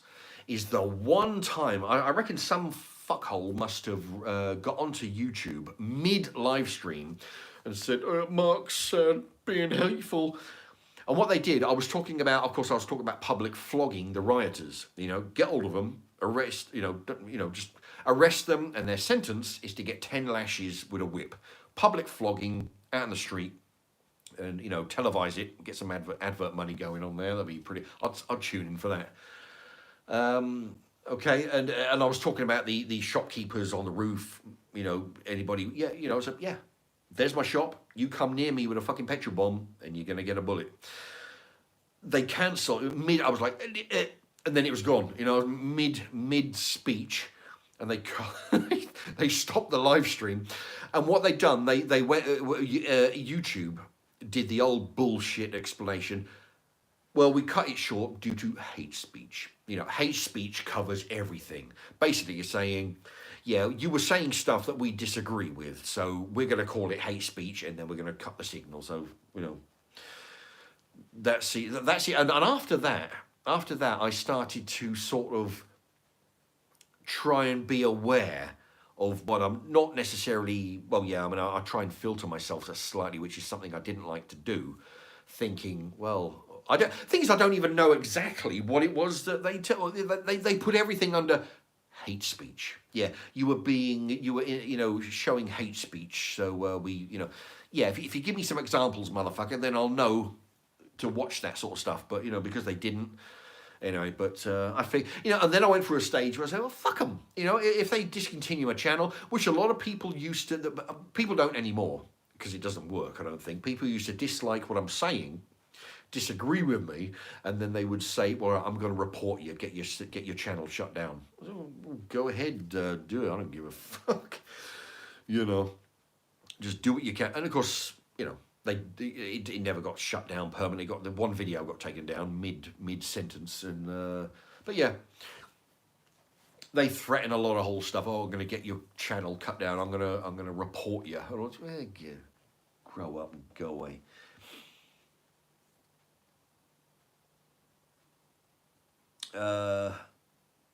Yeah, so English Heart, yeah, self-censorship. I really, I don't like being censored. I don't like censoring myself. When I have an opinion, I try and give it to you as straight as I can. Jack England said, yeah, like it or lump it. Yeah, my attitude is, I mean, it's like, fuck me, there's a million videos out there. Don't watch mine and tell me you don't like it and then you're going to complain about it. Just fuck off. Don't complain about it. Don't whinge. Don't let me know you don't. Just go away. It's like there's a Clint Eastwood line in Heartbreak Ridge where Clint Eastwood says, don't go away mad. Just go away. Like this, in his growly voice. Don't go away. Don't go away mad. Just go away. I mean, that's the same principle I have. Don't tell me you don't like the channel. Just go. It's like when I had remember I'm actually quite proud of it because I actually did something that people still talk about. When I talk about I work with a black guy. Well, work with like three black guys actually. I was talking to one about the channel because I was saying, yeah, it is. Check out my channel. And I said, listen, if you're easily offended, I'll tell you the usual stuff, because he's about 20s. I mean, he's a college kid. He's black. And I said, yeah, listen, I painted my face black and I went on live stream purely to show people that the world wasn't going to fall in on us. The lightning bolt wasn't going to strike us. Nothing bad happened just because I painted myself. And I told him it was Halloween and Jeeves and Wooster and Old Boggy and all this. And when I said, I was looking at it, I was facing him, and I said, yeah, I painted myself black, you saw the slight shock on his face, but then I explained, well, it was Halloween, and there's two characters, Old Boggy and, League of Gentlemen, and he seemed to come around, he seemed to think, he said, oh, well, yeah, people might find that a bit offensive, yeah, but I'm not interested. If people find that offensive, it's not my fucking problem. But yeah, I like that, it was because I did something that, I'm not completely stupid, right? I realised that there might be a little bit of people saying, ooh, ah, what's going on? I had no idea that the hate would run so deep. And then the comments would be so hurtful, but yeah, it doesn't really, hello, oh shit. Oh, low battery, okay. 20% battery remaining. Okay, I'm going to have to plug this in. Oh, shit. Okay, and then...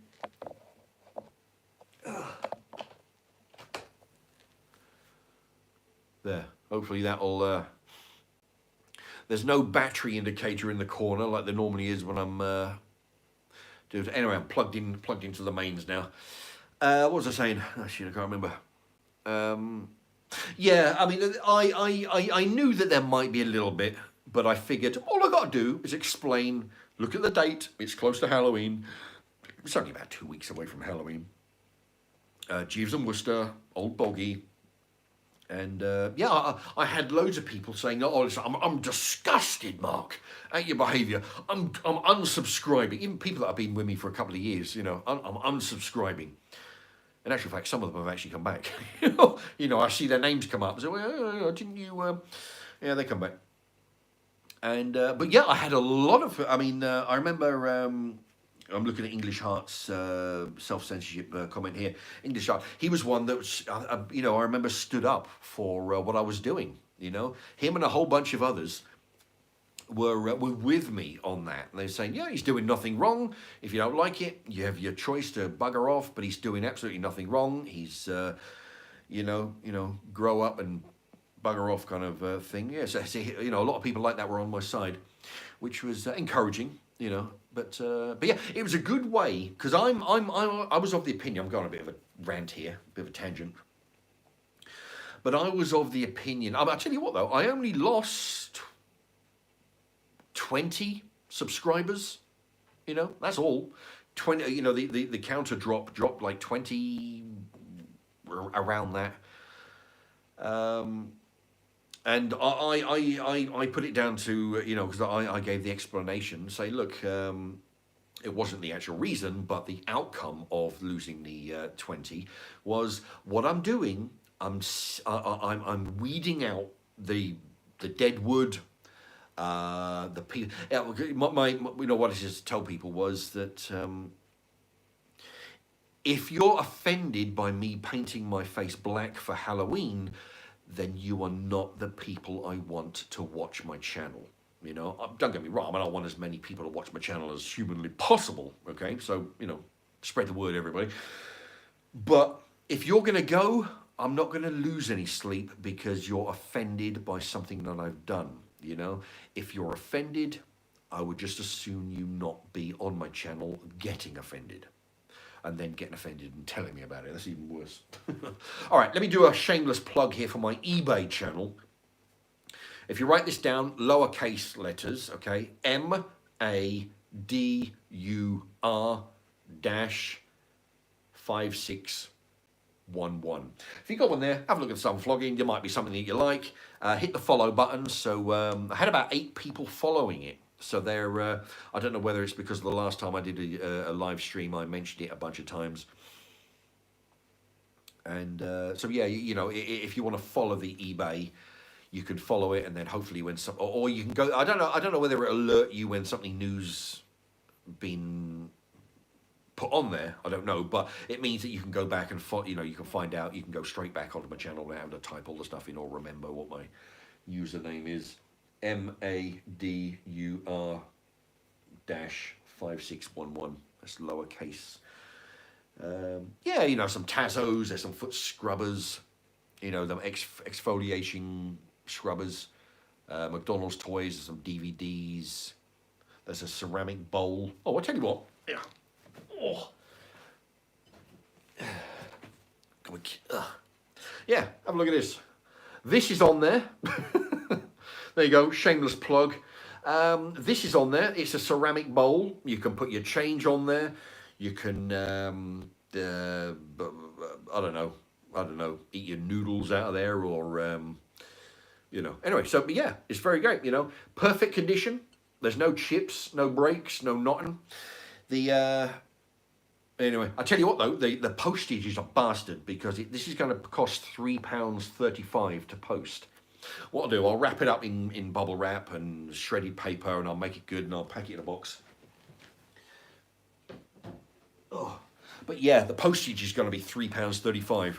It's listed at a low price just to, you know, because if you're the only person, you'll get it at a bargain. But remember, you know, the postage is £3.35. But yeah, oh, and also, let me just...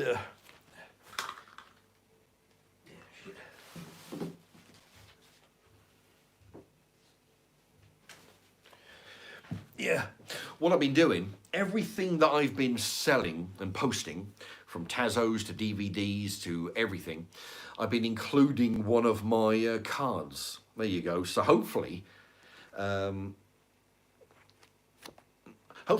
know, people will get their DVD and think, oh, hello, Mark's Remarks YouTube channel. Let's check this out. So they'll see, you know, hopefully I'll drum up a bit of business. I don't know. There you go. I'm watching myself on the other screen with a 10-second delay here. Yeah, so I'll be throwing one of these in. If you're on a bus in Milton Keynes, and sometimes you'll see these jammed under the window, and you know, people have told me they've seen them at bus stops and whatnot. So yeah, you'll get one of these as a little souvenir with every purchase that you know. Not that it's worth purchasing anything just to get that, but you'll get one, and then you can go onto the channel and hopefully, especially that bowl, yeah. Because if you buy that bowl, at least you'll have it. You can, you know, it'll be live on the live stream, and you can own that. Anyway, yeah, check them out. Check out the other stuff, you know, just for shits and giggles. See what you know, because I'm always putting stuff on there. I've been putting a load of books on sale in there, but the thing is, the books are not selling. Nobody's interested in the books, because the postage is a killer. It's going to cost like $3.35 to post it, because it's a large parcel, it's a small parcel. Oh, you know what else? I went onto eBay and I bought one of these. You know these things when you go in the post office, and they put an envelope through the slot, an envelope or a DVD, you know, one of these newspaper DVDs. Will go through the slot here. So that's like, you know, normal postage. Small parcel, like a regular DVD with a regular proper, you know, plastic case, will go through here. So that's extra, you know. So it costs more than that. And then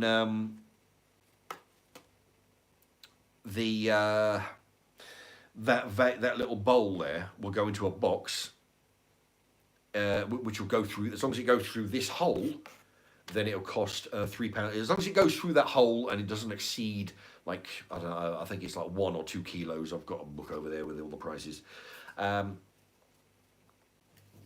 It'll be that price, you know. So yeah, you know, and I went to the post office. I said, listen, you know those things, you know, that you use. They have plastic ones, hard ones, and I said, do you sell those? But no, we don't sell them. I said, well, you fucking should do, because there's 1,000 of them, people selling this stuff all over eBay.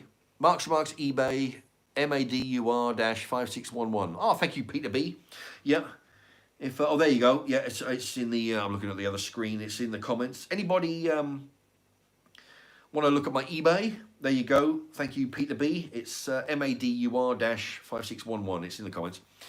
Yeah, the post office don't even sell them. And I said to the woman, if you sold these, you'd sell a fucking million of them. You know, I mean, figure how many people sell crap on eBay, right? And the thing is, I've done it. I've made up a parcel. I've got no idea what the postage is. It's a big fucking shocker. Or what I've done, I think I know what the postage is going to be. You know, because I've got a couple of books of second-class stamps, so I'll put one of those in. I go to the post office, and then I've got to pay extra because it doesn't go through the hole. So I've got to put some extra stamps at the post office because it's cost more than I actually thought. With one of these, you can do this at home. You know, if this is made of cardboard, you know, sturdy cardboard, and it's been engraved. There you go. It's been engraved with all that good stuff over there. Royal Mail size guide. I'm reading it backwards, looking at the screen. Large letterbox and letter template. All right, that's for envelopes and postcards, and this is for like a DVD with a proper plastic case would go through there, and some other stuff. Yeah, so you can actually measure it so it goes through, and if it's too big, you can always try and mess with the packaging, trying to flatten it down, sellotape it down in the corner. Otherwise, because if it doesn't fit in there, it's the next size up, which is that, and you don't want that. So there's a difference between 105 for that hole against 335 for that hole.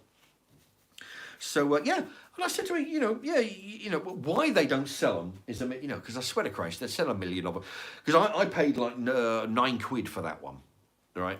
And it also came with this, which is basically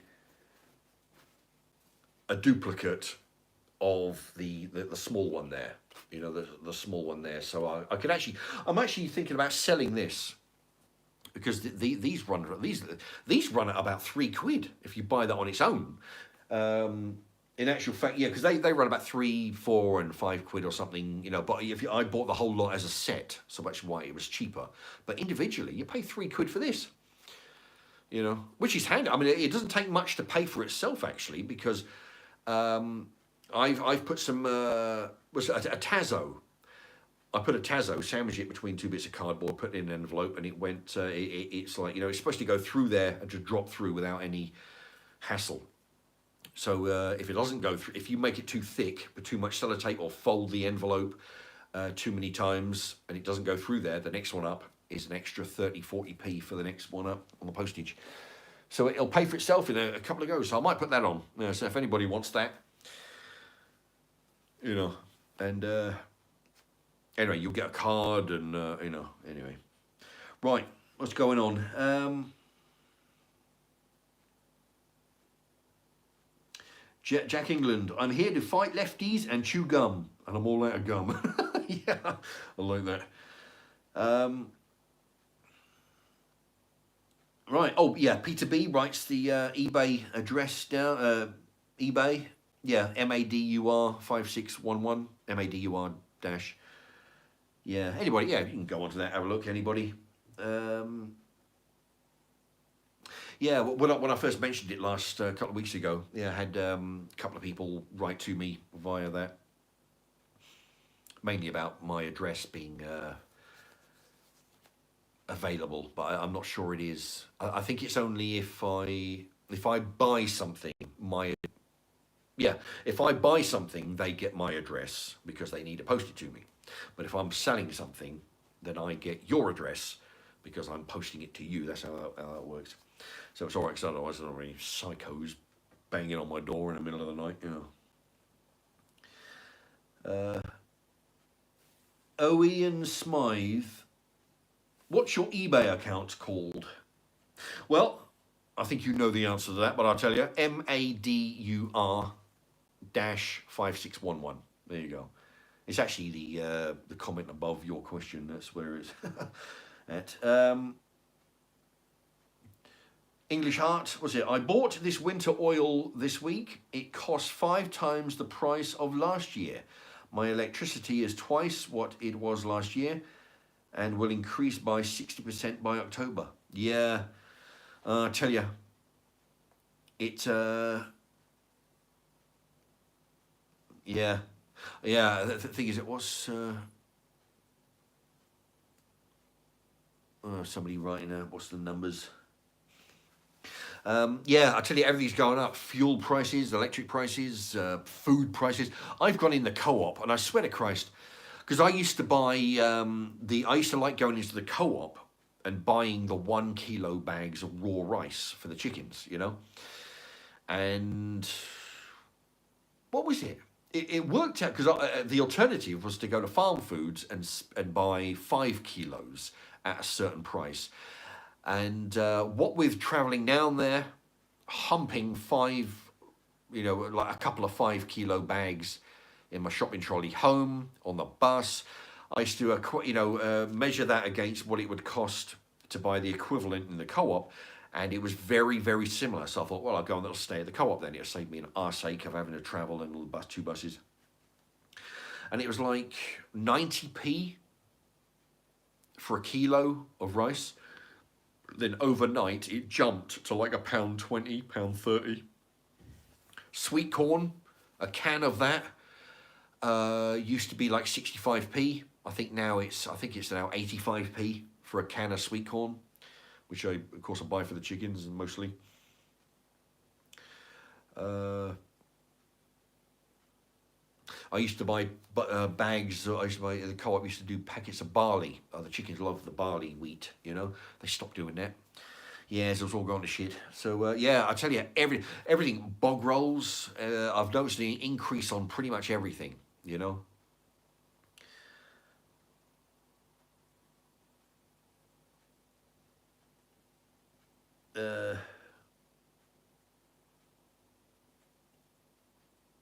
Oein. I'm not sure how you pronounce that. Is that Welsh or something? Smythe. Oh, he's talking to Jack England. Both some places still go by size instead of weight. Yeah, it depends on the courier, I guess. But the Royal Mail, they go by both. You know, if it goes through a certain hole and it's not exceeding a certain weight, it'll be this price. You know. But if you go to the post office, they'll give you a little book, a little pamphlet, and it'll tell you all about the weights and sizes and all that lot and costs. Jack England, make your own templates and sell them on eBay. Indeed, I tell you what, I mean, if I could, because these are actually, they're made of sturdy. They're not. I thought they might be made of wood, you know, but they're actually sturdy cardboard. They are flimsy, but you know you can bend them. But they're made of like, you know, solid cardboard, and they've been engraved. Yeah. So if you were to put a bit of paper on it, a bit like, you know, when you're a kid and you get like a coin or a leaf, put a bit of paper on it and rub over it with a crayon, you'd get the imprint of that. You can actually do that. It's not like it's not very deep engraving, but it's been engraved on here, so you could do that with a bit of paper. Yeah, no, I tell you, if I could make these, fuck knows how I'd do it, but yeah. You know, you could sell these, bang them out at £2 less than everybody else is selling, because, like I say, the whole set, I bought one of everything. It cost like £9, you know. But yeah, if anybody else has one of those laser printer, you know, I don't know whether, you know, those laser printers where you can make stuff out of plastic. You know, you can make a, you know, laser printer machines where you can make a gun, or you can make a, you know, a bit like on Jurassic Park, where they made the voice box of a T-Rex or a Velociraptor, you know, shit like that.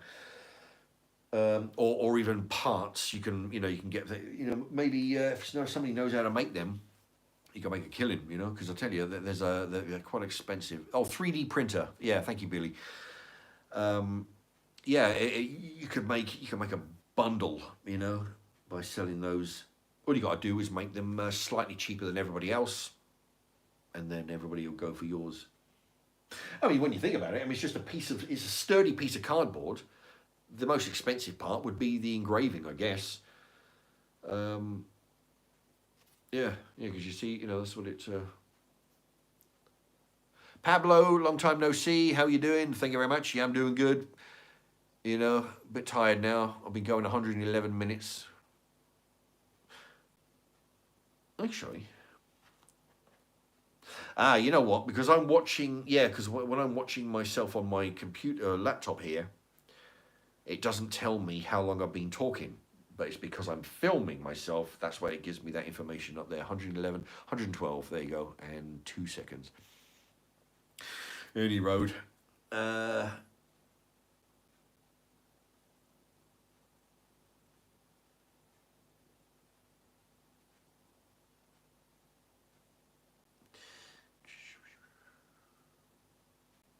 Jack England, yeah, they are laser cut templates. Yeah, yeah. And if you had a machine, oh, the amount of money you could make. And I wonder what, because there's bound to be there bound to be some other stuff that you could actually cut as well. I don't know. You know, like I don't know, nameplates for your front door. You get a piece of wood. I don't know. Maybe you could engrave, or even you know, little key fobs. I don't know. Right, Pablo's in the house. Long time no see. Indeed, yeah, yeah. I mean, it's been a bit hectic. Billy, 3D printers are good for phototyping, but they're really slow at producing stuff. Mind you, you know, I mean, even if it's, I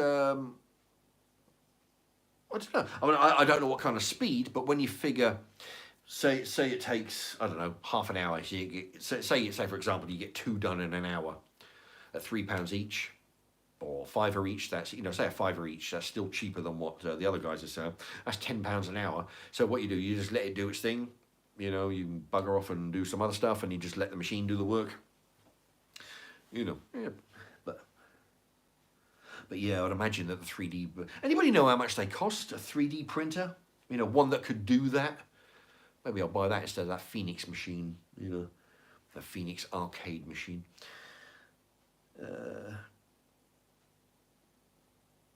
Oh, okay. Jack England says laser cutters are totally different to 3D printer. Yeah, you're probably right. Yeah, 3D printer. I think a 3D printer makes 3D objects. Like I say, the voice box of a T-Rex or a, you know, gun parts. People make guns apparently.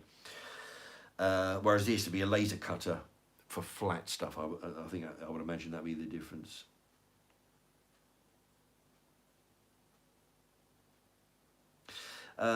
English Heart. My postie back in Merseyside would only rate letterboxes on whether he could fit his arm in to nick your car keys. Oh shit!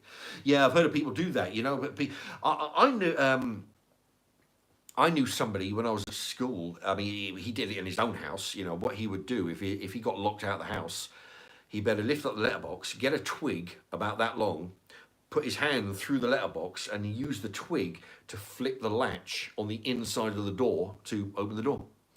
It's crazy, yeah. I mean, I've heard of people. What they'll do, they'll get a long stick, you know, like a not, you know, like a long, you know, like you might have it in the garden or something, you know, a bamboo stick for gardening. Put that through the letterbox, and because these things are like 5 foot long, and they would be lifting keys off the side cabinet just inside the door. You know, people walk in the door, put their keys on the table, and then go indoors, hang up their coat. Oh yeah, they go in there with the thing and sort of lift that up, and then once they've got your keys, they've got your car keys and house keys and whatever else. Yeah, never underestimate the ingenuity of the criminal mind.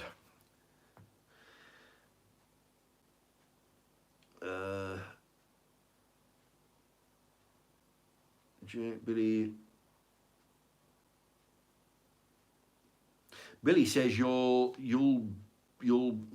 better off getting a small NCN milling machine. Yeah. I tell you, I like to look at different machines. You know, I like to watch these channels on people restoring stuff. You know, they'll find a chainsaw in you know, hasn't been worked in 15 years, and then they'll take it apart. You know, and I was watching these machines. You know, you can get these machines that it shoots a laser beam. You know, and what it does, it's something to do with the oxidization of you know, metal, and it you know, where the light shines, a bit like. Remember on the Alien, I think it was the second Alien, right at the very beginning, where they cut where they cut the door. You know, Ripley's been in hibernation for like 57 years.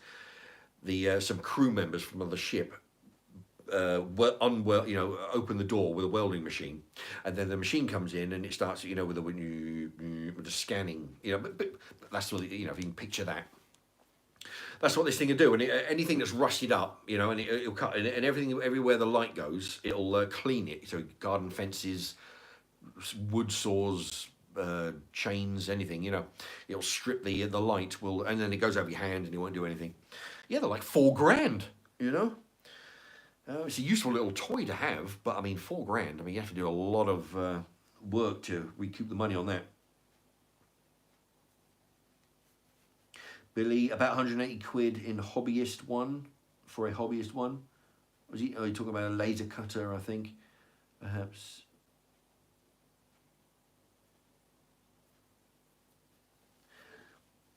Mad Maz 49A. Would you let a transgender serve you in a restaurant? I've got to be honest. I would probably move tables. Yeah, it's, you know, that kind of, you know, I don't like to see it when I'm walking down the street. I told you about when I was in the Kentucky Fried Chicken, and there was this guy. Jesus Christ, there was a guy.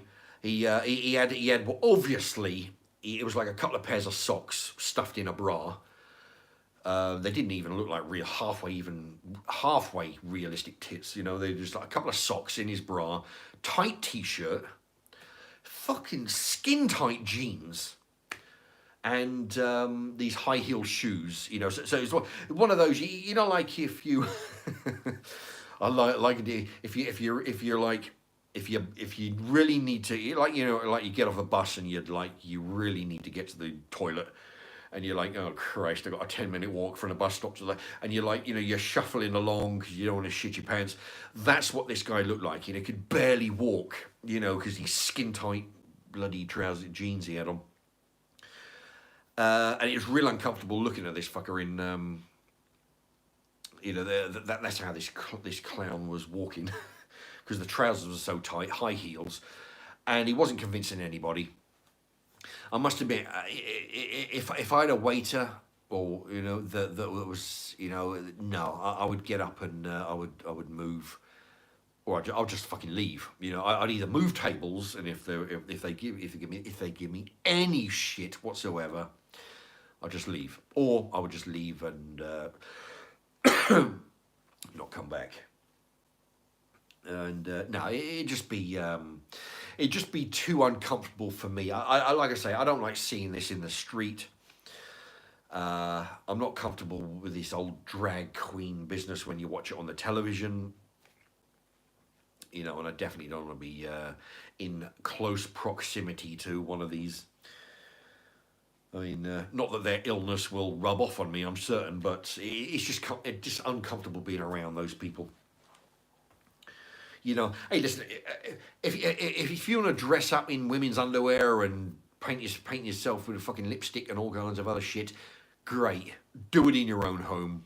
Don't be doing it out on the street and fucking with everybody else's day. You know, just don't do it.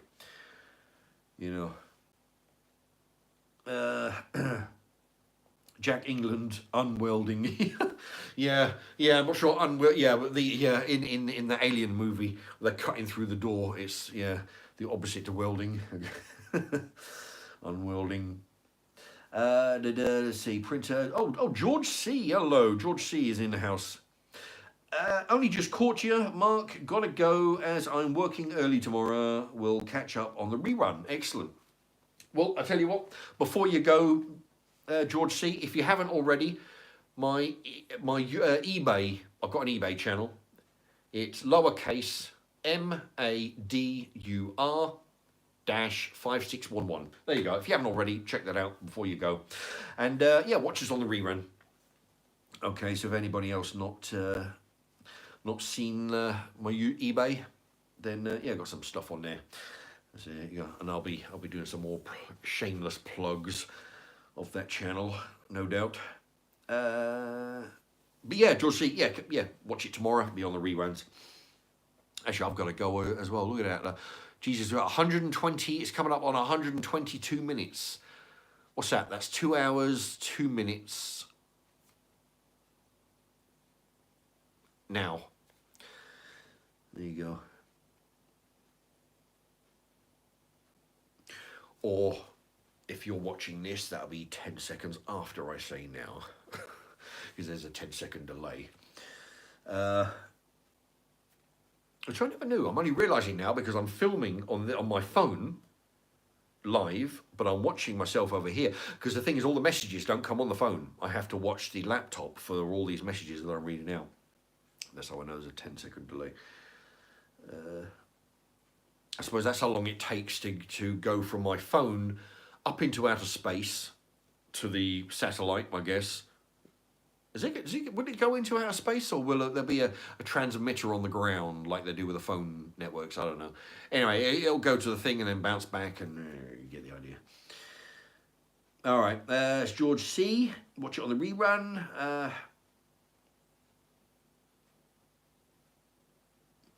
Yeah. I tell you, English Heart. If it was a really hot woman with nice baps who identified as a man, yeah, sure, you know. Actually, that's interesting.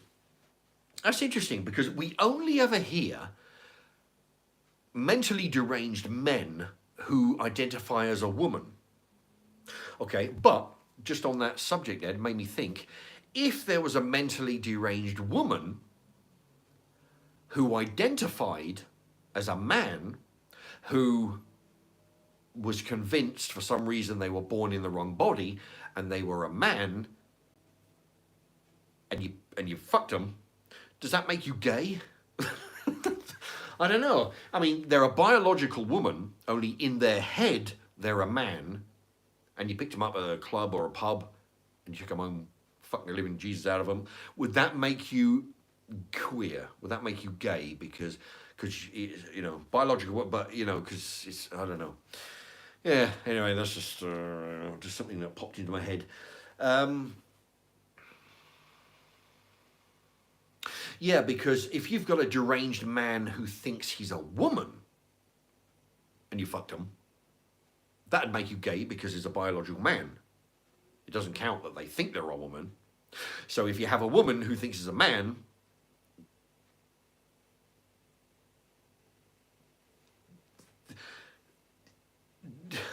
anyway.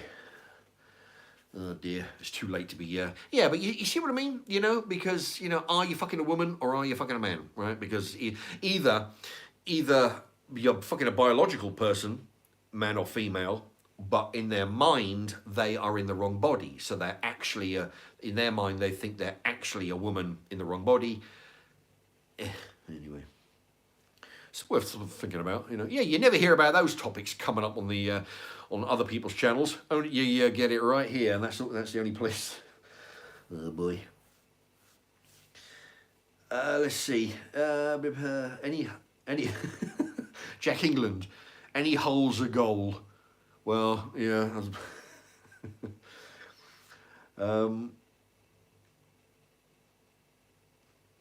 Yeah, Peter B. The LGBTQ. Oh yeah, LGBTQ agenda is insane right now. It is because now I actually heard on the television, right?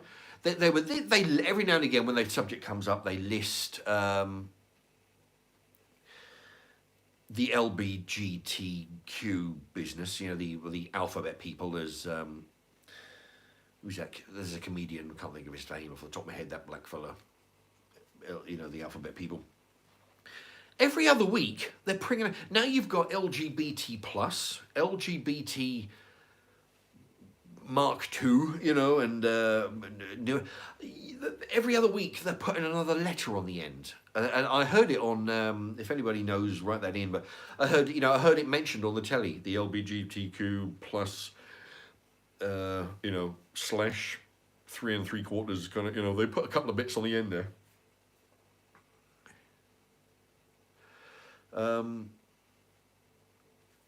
Yeah, I don't know, it's hard to keep track, but yeah, it's just out of control. And the only reason these sick fuckers keep inventing new shit, or I identify as a giraffe, I invented, there's some of them, these green-haired weirdos, that they go on to, they make videos.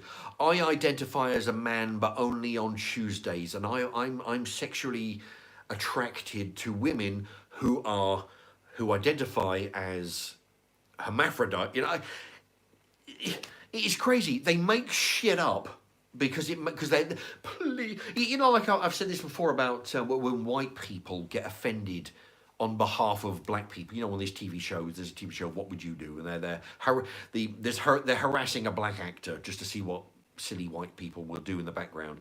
And there's, you know, the white people jump up, please notice me, you know, because so they get offended on behalf of the black people. It's the same thing with this LGBT, you know, all these people. You've got people who are so desperate for people to notice them. They do the green hair, they do the fucking nose rings and all that lot. And every other week, they do. I've seen them.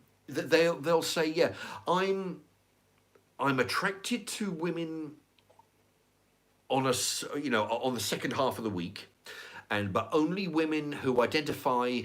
I'm only attracted to women who are attracted to masculine men or masculine women who are bisexual, who identify as. They just make this shit up. And I'll tell you what, they're only doing it because whenever they make this stuff up, it ends up on the television, or it ends up on video, or on YouTube channels. And they're like, oh, if nobody ever repeated the shit that they're saying, they wouldn't be making up new stuff, because they figured, well, why? Nobody's repeating it. Nobody's, because you know when they talk about an ice cream, there was in America, in Australia, there was a certain brand of ice cream sandwich. Somebody had the idea that this ice cream sandwich, basically a piece of ice cream sandwich between two bits of biscuit, you know, it's ice cream sandwich. They thought that was being racist. It had some kind of name that was going back 30, 40 years. they thought that that was racist. It's only because it ended up on the news that they made a big drama out of it. Same with these LGBT weirdos. If you just say, ignore them. You know, what do you do with a kid that's talking shit? You know, like, you know, when they're like, mom, you know, in there, like, oh, what do you want? Just to tell them to shut up. You know, if you just ignore them, they'll go away. And that's what happens with the LGBT people adding extra letters on the end, and you know, these ones who are, you know, these snowflake types. Just ignore them. Don't give them the time of day on the YouTube channels. Don't be putting it on the fucking news, for starters. It's not news. It's just psychos. You remember I've spoken about last year.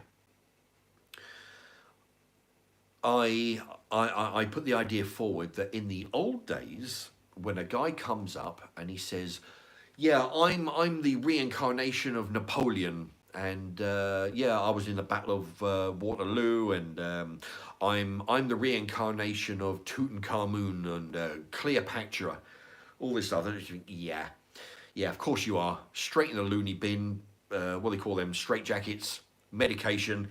Right, you're obviously out of your mind. That was then. Now you get a guy saying, "Yeah, you know what? I'm actually I identify as a 5-year-old girl, or I'm actually a 52-year-old. I was born a man. I'll be 52 years, and I identify as a woman because I'm being trapped in the wrong body." No. This isn't mental illness. No, this is like, oh, please tell me more. You know, we've got it all screwed around. You know, we want to be locking these people up, just like in the old days.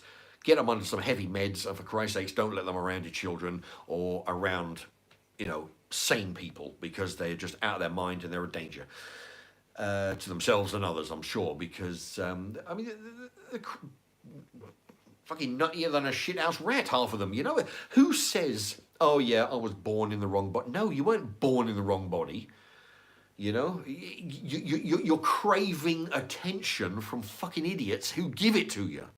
That's why you spout this shit, because, you know, if nobody listened to you, if they stop putting it on the news, if they stop mentioning the word LGBTQ, how many people would be talking about it? It would die off, and nobody would be interested. Nobody would be saying it because nobody would be listening. Anyway, that's how. Just stop talking about it, you know. Anyway, that's my. Yeah, Billy's, there you go. But Billy's is the same. He believes it's attention grabbing. You know, it's like, it's the same thing. You know, nobody ever, I've had it at work. You know, when I was talking about that fucking skank who told the management that I assaulted her at work, which, you know, was a lie. She was so desperate for attention. She went in the office and said, "Yeah, Mark's assaulted me just now." No, she did. She told him I assaulted her. And the fucking management was like, "Tell me more." And she was like, "Oh yeah, yeah. Well, the thing is, yeah, I've got a witness over here. My fucking idiot mate. They'll back up the story. You know, they just get their mate to come in and back them up." It's because people, you know, they're so desperate for attention, and as soon as anybody listens, they're like, "Oh fuck me, yeah," and they start, you know, it's the old thing. Please notice me. You know, no, just don't notice them, and they'll go away. Same.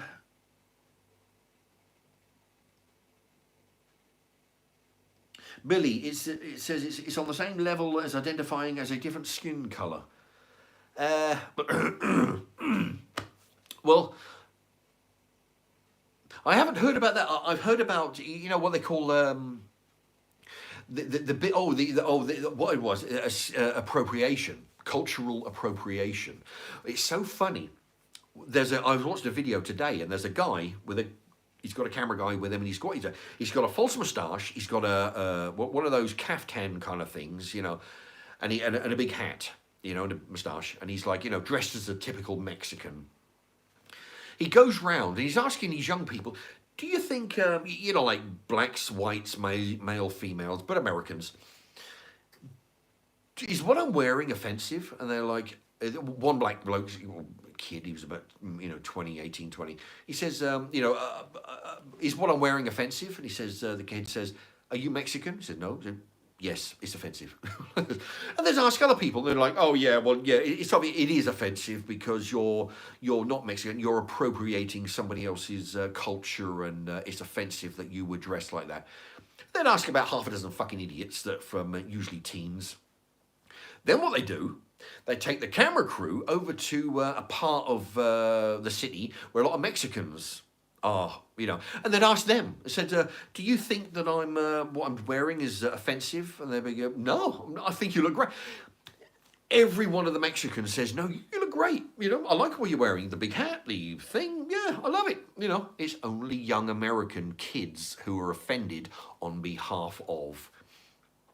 It's like when you go to American teens, or I don't know whether adults to be stupid enough, but they go to the teens and say, yeah, well, what do you think of these American football teams? The Atlanta Braves, there's a team called the Chiefs and all this.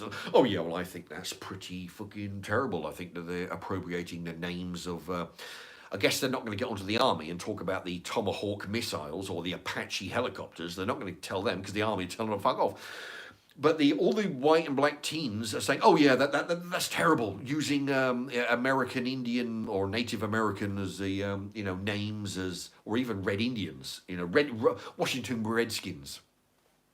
There's another one. Oh, that's terrible. Using what they do is they go over to a Native American town and they start asking these these Navajos and all that, and they're like, no, I don't give a shit. It sounds fine to me. If you want to call your team Washington Redskins, call your helicopters Tomahawks and Apache helicopter, all these Indian-sounding names for your football teams. None of them care. It's only teenagers who, college types who think they know everything. They're the only ones that are offended. I've been at work. I've been in places at work where I've been talking, and some fucking idiot has said, "Oh, that's actually really offensive." That's quite a. And I said, "I'll tell you what. Listen, there's a black guy standing right here, 4 feet away. Let's go ask him. Do you find this what I've just said offensive? I was at work once, and I used the term Afro sheen." For what it was, there's a Coming to America with Eddie Murphy. Everybody's got perms, right? All these black fellas have got really big perms, and what they do is they spray on a product called Afro Sheen. It's a made-up product for the movie. I used that in a sentence once. I said, "No, Afro Sheen." Yeah, some black kid said, "Oh, that's quite offensive." I said, "Get the fuck out of here." It's only teenagers and mostly teens. You get these stupid adults, but. Yeah, I'm just sick of it. I'm sick of hearing about it. It's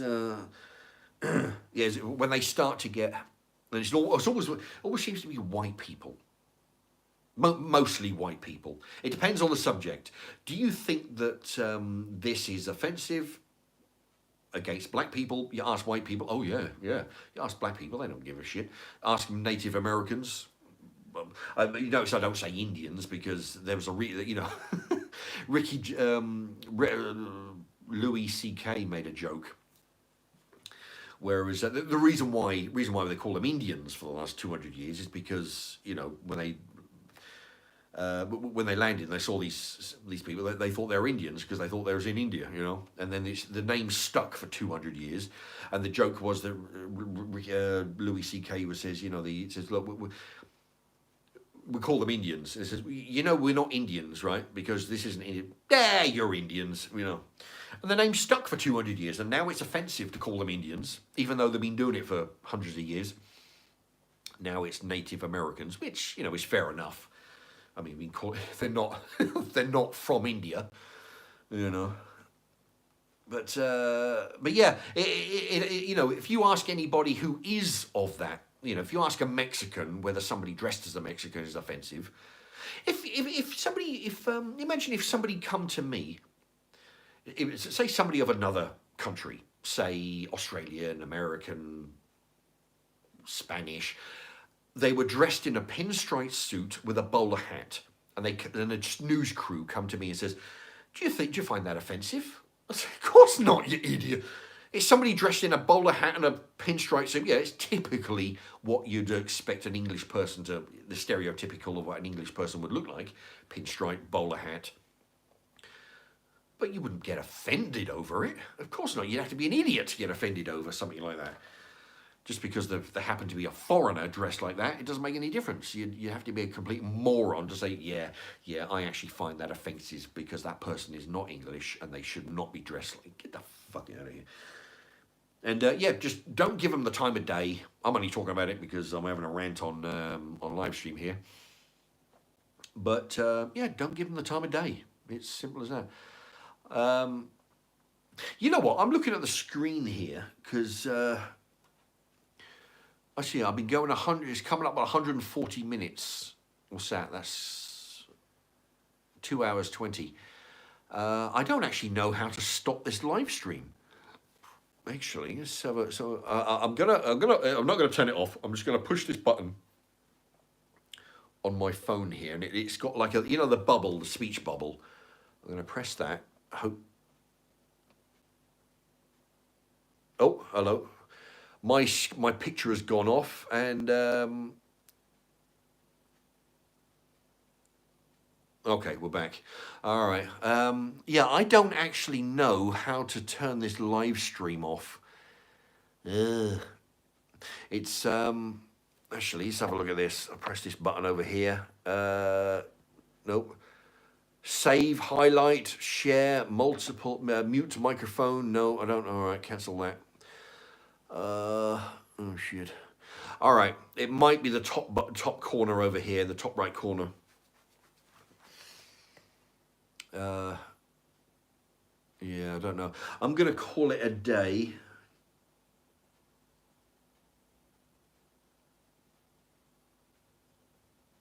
Yeah, Peter B. Even the traditionally gay community are fed up with the trans agenda. Yeah, I don't like to see that kind of behavior about. Okay, I'm gonna call it a day. I mean, going for 141 minutes. That's 2 hours 20. Okay, one last shameless plug before I try and figure out how to turn this off. I got no idea. All right, my eBay thing is lowercase MADUR dash 5611. There you go. So check that out. That's my eBay. Oh, there might be something on there you like, or even just you know, follow the thing. Hit the follow button.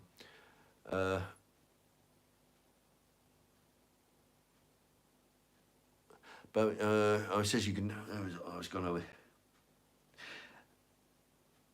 Barlini Young Offenders. You can never turn it off once it's on. Mark, never. Oh dear. Peter, I think Peter B's off. He's see you on the, yeah, watch it on the rerun. Thank you very much, Peter B. Okay, I'm gonna press this button. If it goes off, I thank everybody for watching. Please check out my eBay. Watch it on the rerun, and hopefully there'll be some topics that people like. Put something, you know, write a comment. Tell me, you know, not necessarily how great I am and all that, you know, but thing is, people seem to think that I don't actually, when I go through all the comments and, you know, all that on the reruns, I don't actually delete stuff unless it is actually, if people are complimentary, great. If they're not, that's fine. But it's when they're being abusive, then I'll consider taking that off. There's no need for it. But other than that, your comments won't get touched. Or won't get deleted unless it's particularly, you know, hurtful or unnecessary. Okay, I'm gonna thank you everybody for watching. I'm gonna press this and hopefully that'll go. And if it goes blank, then see you in the next one. Are you sure you want to stop streaming? Cancel or end? Yes, I do. All right, I don't know whether you can see me because there's a white bar, there's a white block in the middle of the screen. Are you sure you want to stop streaming? I think if I hit end, then that'll work. So, yeah, there you go. You can see me now. Right, good night.